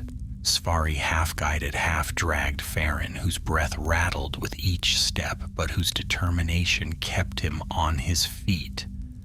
Naren's shield arm shook from strain, yet he pushed forward without faltering. Thrund ran beside Dwalin, grinning through cracked lips. Still alive, Thrund muttered, still swinging. Aye, Dwalin said, and we will keep it so. The orc cries grew louder, sharp, cruel voices echoing across the hollow. Rory risked another glance and paled. 20 at least, some carry spears. Bror's voice rose, archers among them too. Keep low. A hiss split the air. An arrow clattered off the stone beside Nareen. Another struck the wall near Svari, showering them with grit. The orcs had reached the rim of the plateau. Down! Bror shouted. The company ducked behind a jut of stone as 3 more arrows streaked past. Dwalin peeked over the edge. Dark forms swarmed across the ridge, lean and quick, bows drawn with vicious intent. But they were still too far for true aim. We make for the pass, Dwalin said. Move behind the rocks. Stay low. Using scattered boulders for cover, they scrambled forward. The wind grew sharper as they neared the arch of the pass, an ancient cleft between towering stones. The path beyond sloped downward, winding like a river of ice through jagged hills. Bror reached the entrance first and took position on the left-hand stone, arrow notched. Rory joined him at once. Only 1 shot left, Rory whispered. Make it count, Bror replied. Dwalin motioned Svari and Brokar past him. Get inside the pass. Hold the high ground. We'll make our stand here. Brokar protested. I can still fight. You'll fight where I place you, Dwalin growled, but not unkindly. Your blood runs too freely already. Brokar relented, leaning heavily on Svari as they passed through the narrow opening. Farron followed, clutching his cracked ribs but refusing assistance. Thrund and Nareen took their places beside Dwalin at the threshold of the pass. The wind howled through the stone corridor behind them, carrying the biting scent of winter. Ahead, the orcs surged down the slope. Bows lifted, spears poised, blades drawn. Thrund spat. Let them come. I've had worse odds. Not by much, Naren muttered. Dwalin stepped forward, gripping his axe with both hands. His voice rang across the plateau like a hammer striking an anvil. Come then. The mountain waits to swallow you whole. The orcs answered with shrill, furious cries. They charged. Bror loosed an arrow, striking the lead orc through the eye. The creature tumbled, sending two behind it sprawling. Rory released his final arrow, piercing another in the throat. But then their quivers were empty, and they fell back behind the stones to draw daggers. The first orc reached the pass, spear thrusting for Dwalin's heart. Dwalin batted it aside and split the orc's helm with a single downward strike. The creature fell like a felled tree. Thrund roared, meeting a second orc with a broad swipe that drove it sideways into the rocks. Naren caught another spear with his battered shield, shoving the attacker backward for Dwalin to finish. But the orcs came in a wave, lean and many, snarling with rage at the ruin of their forge. "Hold the line," Dwalin barked. "None pass." The dwarves fought shoulder to shoulder, their formation tight. Dwalin's axe flashed with deadly precision, biting deep and true. Thrund's strikes were heavy as falling stones, each blow sending sparks across the frost-hardened ground. Naren, though weary, held the right flank with steadfast resolve, shield raised to catch every thrust. Orcs scrambled over their slain, crowding the narrow approach. The press was fierce. Dwalin's arm ached from the force of blocking and countering. Several times he staggered, boots slipping on the slick stone. An orc's blade grazed his flank. Another nearly broke through Naren's guard before Thrund intercepted it. A spear suddenly flew past Dwalin's ear and struck an orc climbing the rocks to flank them. Brokar braced against the stone inside the pass, lowered his throwing arm with a grim smile. "I said I could still fight." Dwalin laughed despite the battle. "Then keep throwing." More orcs clambered over the bodies of the fallen, some using their dead as shields. The press grew tight, dangerously tight. Bror and Rory slashed from behind the front line, cutting at hands and wrists that reached for the dwarves' throats. Svari hurled a stone that struck an orc square in the temple, dropping it instantly. The clash raged on. The orcs pushed harder, the dwarves held. But Dwalin felt the weight of exhaustion settling into his limbs. Every breath burned, every strike grew heavier. "Thrund," he called between blows. "Give ground, one step." Thrund grunted and shifted. "Aye." "Naren, step." The line fell back by a measured pace, drawing the orcs into the narrowest point of the pass. Now only one or two could stand abreast. The advantage swung sharply. The orcs, sensing the choke point too late, were funneled into a slaughtering path. Dwalin seized the opening. His axe swept low, then high, cleaving through a snarling orc's guard and sending it crashing backward into its fellows. Thrund's strike followed like thunder, cracking a skull. Naren slammed his shield forward, knocking another into the stone wall. The orcs hesitated, and hesitating was death. Dwalin lunged, driving their captain, a tall, gaunt creature with a hooked blade, against the rock. The captain snarled and swung wildly. Dwalin caught the blow with his axe haft, twisted, and buried the blade in the orc's chest. The captain collapsed. With their leader fallen, the warband faltered. Some hissed in panic. Others stumbled back, nearly tripping over their own dead. "Drive them!" Dwalin roared. The dwarves surged forward with renewed fury. Rory and Bror darted from the flanks, slashing at orc ankles and legs. Svari struck a stunned orc with the flat of his hammer, sending it spinning. The orcs broke. Some fled up the slopes. Others limped away, dragging wounded companions. A few tried feebly to rally, but the dwarves pressed mercilessly until only scattered survivors remained scrambling over the rocks. Silence settled slowly, broken only by the labored breaths of the company. Thrund leaned on his axe. By Durin's beard, that was a fight. Aye, Nareen agreed, lifting his cracked shield with a groan. I could sleep for a week. Svari supported Farin at the back. Save your sleeping for when we reach home. Bror scanned the ridges. They retreat, none linger within bowshot.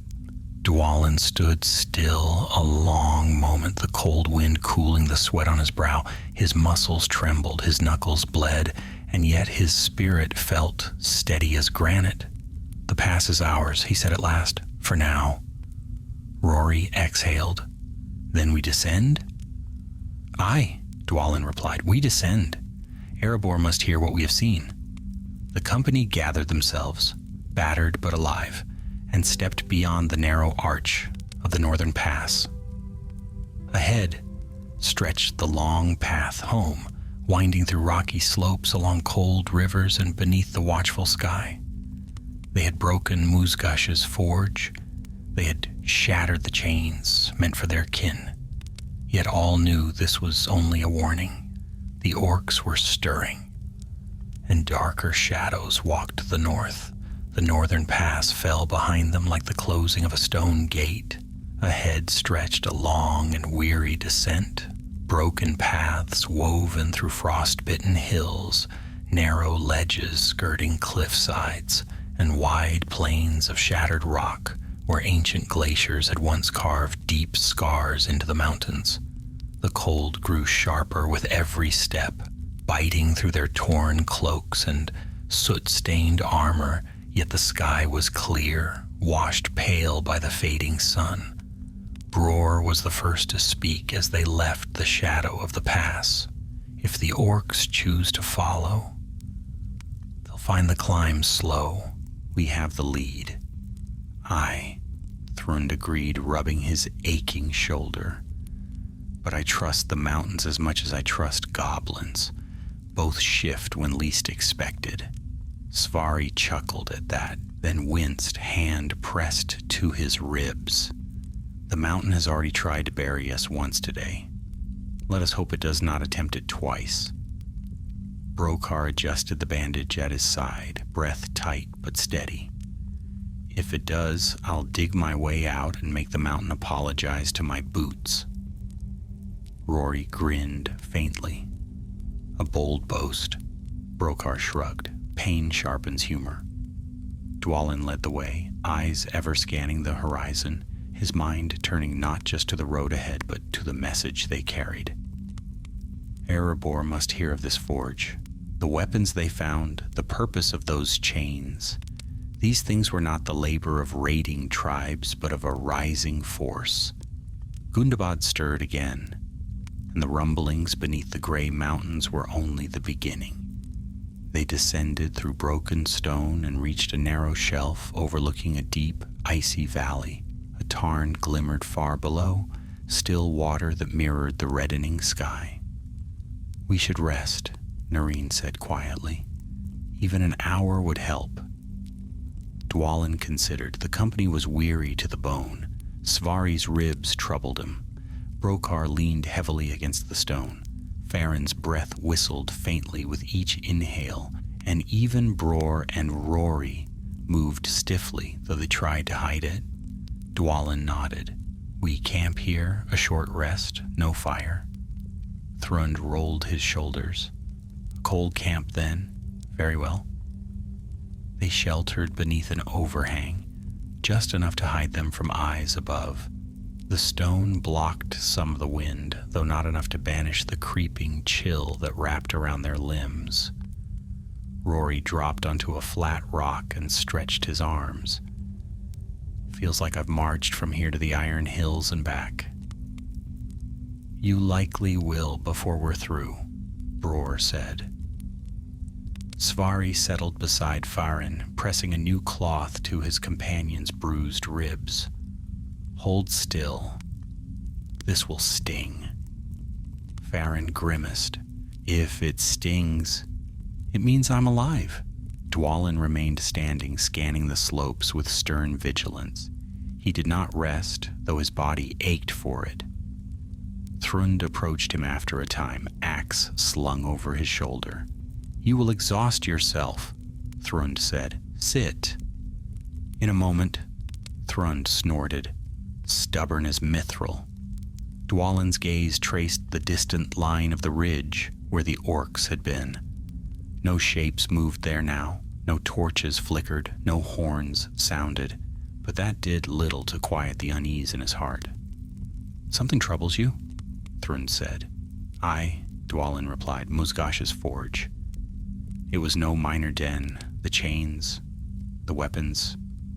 He meant them for more than raids, Gundabad rises." Thrund nodded grimly. "I felt it. The Ironbinder served a purpose greater than his own thirst for cruelty." "Dain must hear of this," Dwalin said. "Erebor must prepare." Thrund looked toward the others, where Rory and Bror sharpened what blades remained, where Svari murmured instructions to Brokar on how best to bind wounds, where Farron lay with eyes half closed, breathing shallowly. "They fought well," Thrund said. "All of them." "Aye," Dwalin answered. "And because of them, we leave these mountains alive." Rory suddenly stiffened, glancing toward the sky. "Quiet and listen." All fell silent. From far overhead came the beating of wings. Heavy, slow, deliberate, a deep shadow swept across the rocks. A great bird wheeled high in the sky, circling the valley once, then twice. Narin whispered, "An eagle." Bror's eyes widened. "So far north?" Dwalin stepped from the overhang, watching the bird's arc. "A watcher of the mountains. They do not fly where darkness grows, unless they carry news." The eagle circled once more, then soared eastward, vanishing into the reddening clouds. Thrund breathed out. "A good omen, perhaps."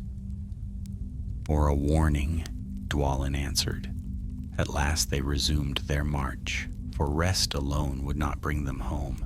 The descent grew easier as they left the higher peaks, but the cold deepened as evening crept over the land. Their breath came like smoke in the dimming light. Shadows stretched long and strange across the valley floor. They reached a frozen stream that wound northward like a silver thread. Broken pines jutted from the snowy ground, their limbs splintered by old storms. The path curved along a narrow ridge where boulders lay scattered like the bones of giants. Svari slowed, frowning. "Dwalin, aye? These stones." Svari knelt, pressing a hand to the scattered rocks. They were placed, not broken by wind or falling ice. Bror crouched beside him. "A cairn? A marker?" "No," Svari said slowly. "A defense, a makeshift barricade, dwarven craft." Brokar straightened, wincing. "Not orc-like at all. See here, shaped by chisel." Dwalin knelt beside the stones. "Someone blocked this ridge. Long ago. A stand was made here." Narin touched a cracked boulder. His voice carried a low unease. "Against what, I wonder?" Before anyone could speak further, Bror lifted his head sharply. Voices. All froze. The wind carried faint murmurs, low and wary. Not orcish, not loud enough to be hostile shouts. Dwalin raised a hand. "Hide behind the stones." They crouched among the scattered rocks, weapons drawn. The murmurs grew nearer. Then forms emerged through the dusk. Dwarves, 3 of them cloaked in gray furs, axes strapped across their backs, helms etched with runes unfamiliar to the company. Their beards were long and rough, their features weather-hardened. Mountain dwarves, rangers of the northern clans. Their leader halted when he spotted Dwalin's group. His hand flew to his axe, but he did not draw. Instead, he called out warily, "Who walks the gray mountains at night?" Dwalin stepped forward, lowering his weapon. "Dwalin, son of Fundin, of Erebor, and you?" The leader approached slowly, studying their soot-stained faces and tattered gear. His eyes widened as he saw the wounds, the scorch marks, the exhaustion etched into every line. "I am Bran." captain of the Stonefoot Rangers," he said, "and you look as though you climbed from the belly of the mountain itself." Dwalin nodded. "We did." Bran exchanged uneasy glances with his companions. "We felt the tremors, saw smoke rising from the peaks. Orcs have been stirring these past weeks, more than we've seen in years." "What happened?" Dwalin's voice hardened. "An orc forge, hidden deep, led by an ironbinder of Gundabad." Bran's face darkened. "A forge? Here?" "No more," Dwalin said. "We brought it down." The Stonefoot captain exhaled slowly, relief mingling with a grim shadow. "Then you have done the North a great service. Come, our camp is near. You need food, warmth, and bandages, and your tale must be heard in full." Thrund grinned. "A fire? An ale?" Bran laughed. "Even in these harsh lands, we keep a barrel or two." The company followed the Stonefoot Rangers along a winding trail through the darkening valley. Ahead glowed a faint firelight, warm against the encroaching night. For the first time since the forge collapsed, Dwalin felt the weight on his shoulders ease. Just enough.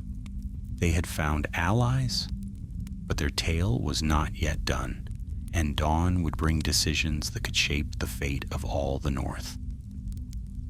Night settled over the valley like a heavy cloak, its silence broken only by the distant whisper of wind threading through the crags. The Stonefoot Rangers led Dwalin's company into a hollow, sheltered by leaning pines and ridged stone. There, a fire burned low, its orange glow wrapped in a screen of piled rocks to keep the light from traveling far across the dark land. The camp was modest, built for stealth rather than comfort. A ring of sleeping furs, a wooden rack for drying meat, a few iron pots, and a sturdy chest, locked with runes. Yet the warmth of the fire and the scent of simmering broth felt like pure fortune to the exhausted dwarves. Bran motioned them forward. "Sit, rest. You've come far, and the mountain smoke is still in your beards." Thrun dropped onto a log with a groan, rubbing his neck. "Stonefoot hospitality is welcome indeed." Naren eased himself down beside him, shielding his ribs. "As long as there's no more falling stone."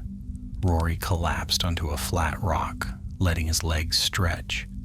"If I never see another orc until the end of days, it will be too soon."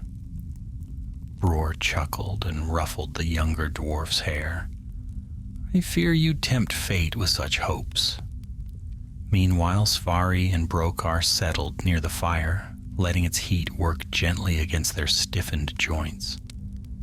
Farron lay wrapped in a heavy fur, his eyes half closed but alert.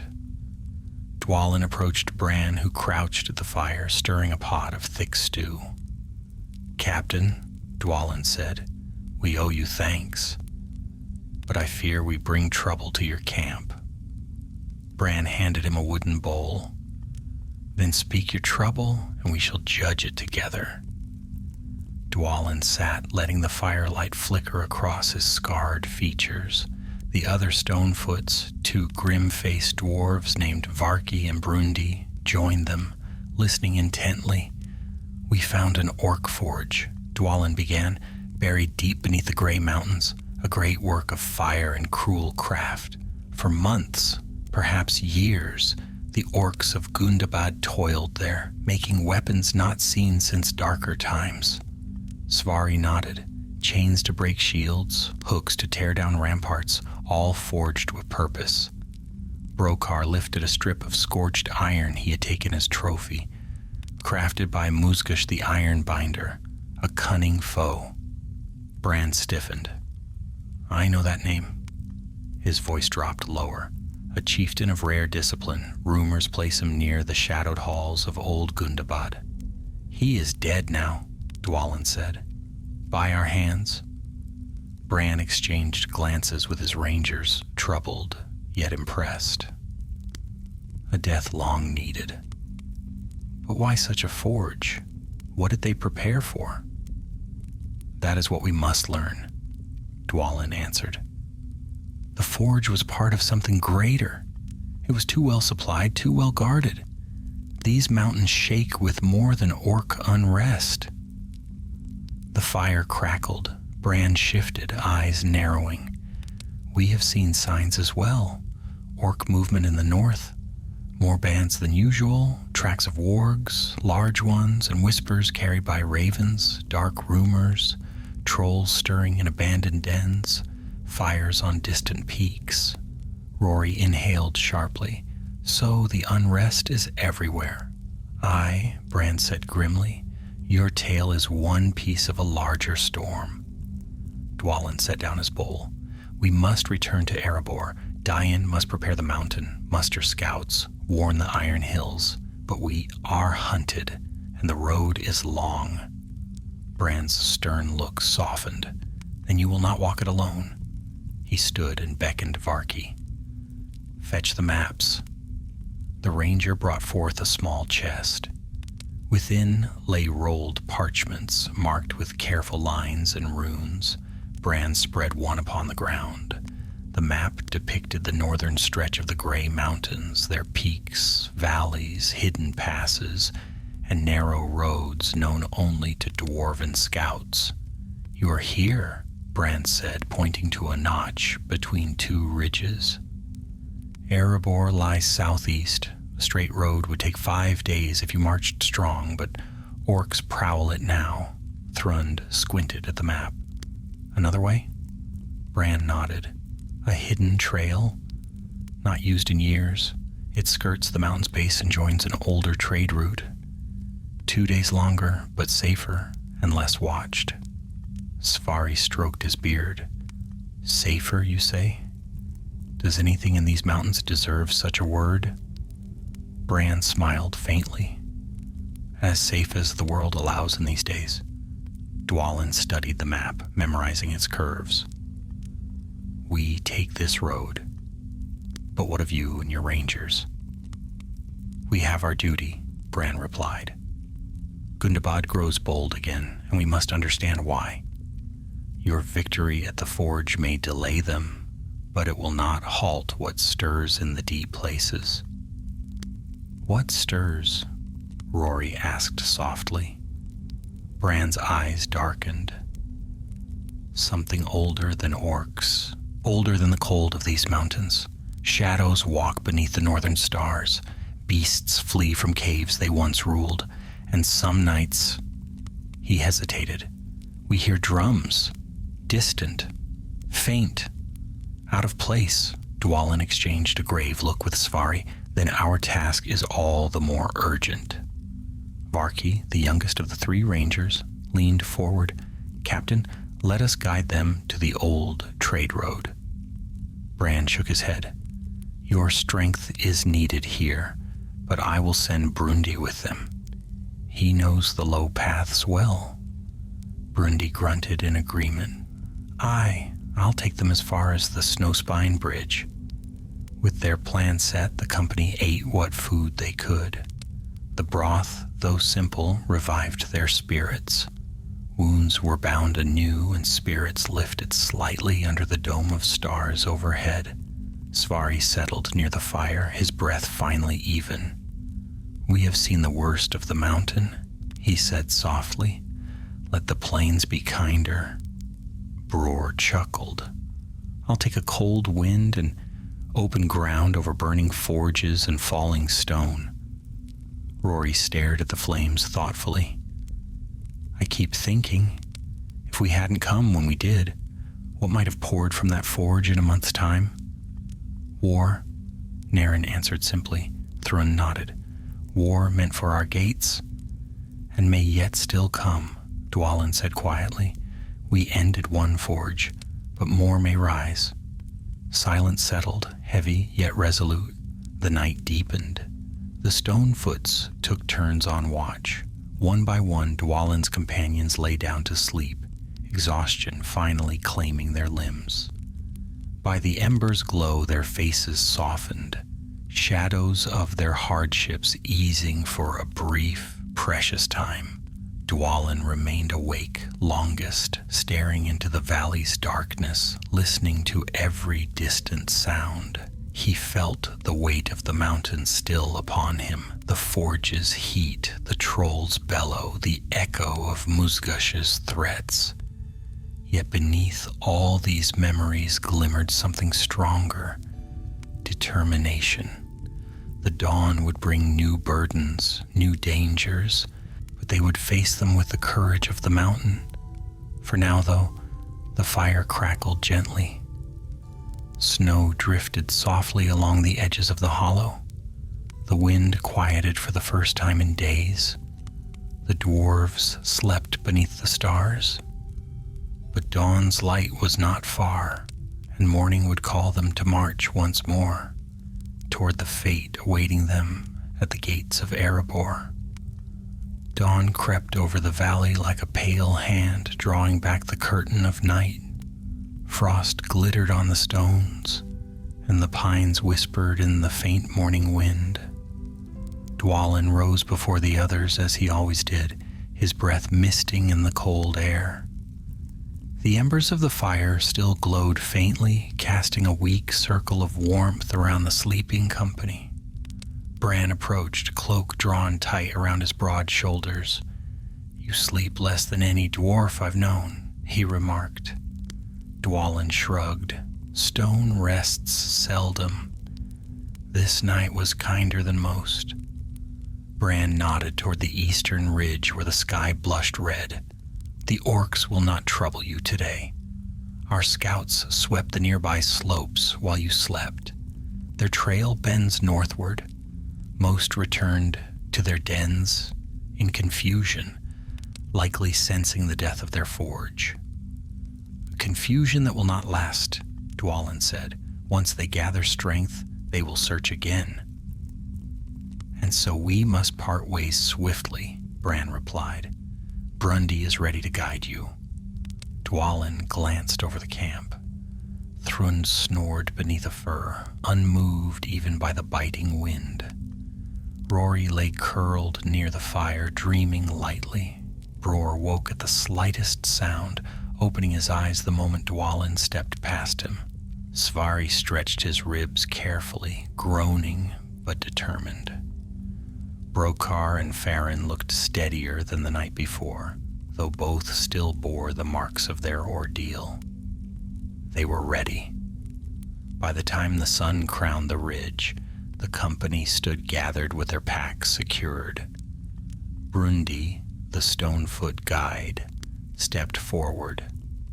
A squat dwarf with a thickly braided beard, his expression perpetually serious. "You follow me," he said. "Walk light. Keep your eyes open. Speak only when needed." Thrund smirked. "A cheerful fellow." Brundi raised a brow. "Cheerfulness is for inns and hearths. These mountains bite. Stay close and you might keep your toes." With farewells spoken, the company departed the Stonefoot camp and began their journey toward the low paths. Bran watched them vanish along the ridge, his silhouette dark against the morning light, until distance swallowed him. The trail wound downward through narrow gullies and over steep ridges where ancient boulders leaned like slumbering giants. Snow dusted the stones, crunching beneath their boots. The air smelled sharp, clean, with only a faint trace of smoke from distant orc camps carried on the shifting wind. Dwalin kept near the front, matching Brundi's pace. "How far to the Snowspine Bridge?" he asked. "Before nightfall," Brundi answered, "if the weather holds." "And after the bridge?" "Old trade road, safer ground. Few orcs wander that low." "Few?" Thrund muttered behind them. "Not none. Even few is welcome after what we faced," Svari said, tugging his cloak tighter. As they descended, the land softened. The mountain's jagged teeth gave way to rounded slopes and tall pines, their dark boughs heavy with frost. A stream trickled quietly beside the path, its water cold as winter's breath. Birds flitted between branches, ravens mostly, though some smaller mountain finches darted like sparks of color. Bror paused occasionally to track their surroundings, while Rory scanned the sky more often than the ground. Naren remained steady as ever, though a faint limp marked the toll of battle. Brokar leaned heavier on his borrowed walking staff as the day wore on. By midday the wind began to rise. Clouds swept low across the peaks like shadows fleeing the sun. Snowflakes drifted between the pines. Brundi halted at a bend and held up a hand. Listen. All fell silent. Dwalin held his breath. Wind whispered through the needles. Water murmured in the stones. And then a faint rumble, not thunder. Wargs, Brundi murmured. Rory stiffened. Where? Brundi pointed to the slope beyond the trees. Moving west. Not hunting us, I think, but uneasy. All beasts are restless these days. Let us keep our pace, Dwalin said, tightening his grip. If they turn toward us, we'll be ready. They moved on quickly. The wind brought no further growls, though the sense of being watched lay heavy on the air. Even Svari, who rarely shied from danger, grew quiet. Near afternoon's end, they reached a ridge overlooking a narrow valley. Below, spanning a frozen gorge, lay the Snow Spine Bridge, a broad stone arch carved long ago by dwarven hands. Though worn by years, it still stood strong, lined with sculpted runes that glimmered faintly beneath the frost. There, Brundi said, cross that and you'll leave the worst of the mountains behind. Thrund exhaled. A sight fairer than any treasure. They descended the slope carefully. Halfway down, the sky darkened sharply as a bank of clouds swept over the sun. The light dimmed. Snow fell thicker. Rory muttered, A storm? No, Dwalin said, not so sudden. A low horn blast echoed across the valley. Every dwarf froze. Brundi cursed under his breath. Orcs! Shapes moved on the opposite ridge, half seen through the flurry of snow. Dark forms, hunched and armed, gathering at the far end of the bridge. Thrund raised his axe. They found us after all. Dwalin shook his head slowly. No, they were already here. Another horn blast answered from the pines behind them. Bror clenched his jaw. Trapped. Not trapped, Svari said. Challenged.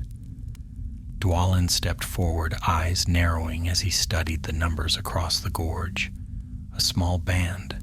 10, perhaps 12. Too many for a swift crossing, but too few to stand against them in open battle. And the bridge. The bridge was wide, but not wide enough for a full charge. Brundi sighed. Orcs of the Shadow Claw. Nasty lot. They keep watch on the old roads. Then we clear the road, Dwalin said. No forge remains behind us. No orc band shall bar our way home. The company arranged themselves swiftly, Bror and Rory knocking their last arrows, Naren taking the forefront, shield braced. Thrund stood beside him like a wall of iron. Svari guided Brokar and Farin behind a cluster of stones. Brundi lifted his axe. I stand with you. Good, Dwalin said, for this will be over quickly. The orcs across the gorge shrieked their challenge, beating blades against crude shields. Snow swirled around them like ash before a storm. Dwalin raised his axe high. For Erebor, he said. For the mountain, the company roared. They charged. The bridge rang beneath their boots as steel clashed with steel. Orcs snarled and lunged with jagged spears, but the dwarves met them with the full weight of endurance and fury. Every blow Dwalin struck carried the memory of the forge, the burning chains, the troll's roar. Thrund fought like a living battering ram, scattering orcs before him. Naren's shield held firm despite its cracks. Brundi moved with practiced swiftness, striking down 2 orcs in a single motion. Bror and Rory fired their remaining arrows with deadly accuracy before joining the melee with daggers drawn. Sverri threw stones with precision, each one cracking skull or wrist. Brokar, stubborn despite his wounds, dragged an orc aside and smashed its helm against the bridge's edge. The orc band faltered, their cries weakened, their formation broke. Dwalin drove his axe through the last captain's guard, sending the creature toppling against the carved railing. The orc slid off the edge, vanishing into the gorge below. Silence followed, broken only by the wind and the ragged breaths of dwarves. Rory leaned on the railing. "Is it done?" Brundi nodded. "Aye, the snow spine is clear." Svari lowered his hammer. "Then let us go swiftly before more arrive." They crossed the bridge and climbed the far ridge. Snow fell in gentle waves now, no longer driven by war or storm. As they reached the top, the land beyond opened wide, rolling hills sloping toward the distant plains that led to Erebor. The lonely mountain would soon rise on the horizon like a promise. Dwalin turned to his company, weary yet triumphant. "Home lies ahead," he said, "and with it our duty." Thrund grinned weakly. "A long road yet." "Aye," Dwalin replied, "but lighter than the one behind us." The company began their descent toward the wide world beyond the mountains, scarred, weary, but unbroken. Their tale was nearing its end, yet its meaning would echo through the halls of Erebor for years to come. For the threat beneath the gray mountains had been revealed, and the dwarves had returned to tell it.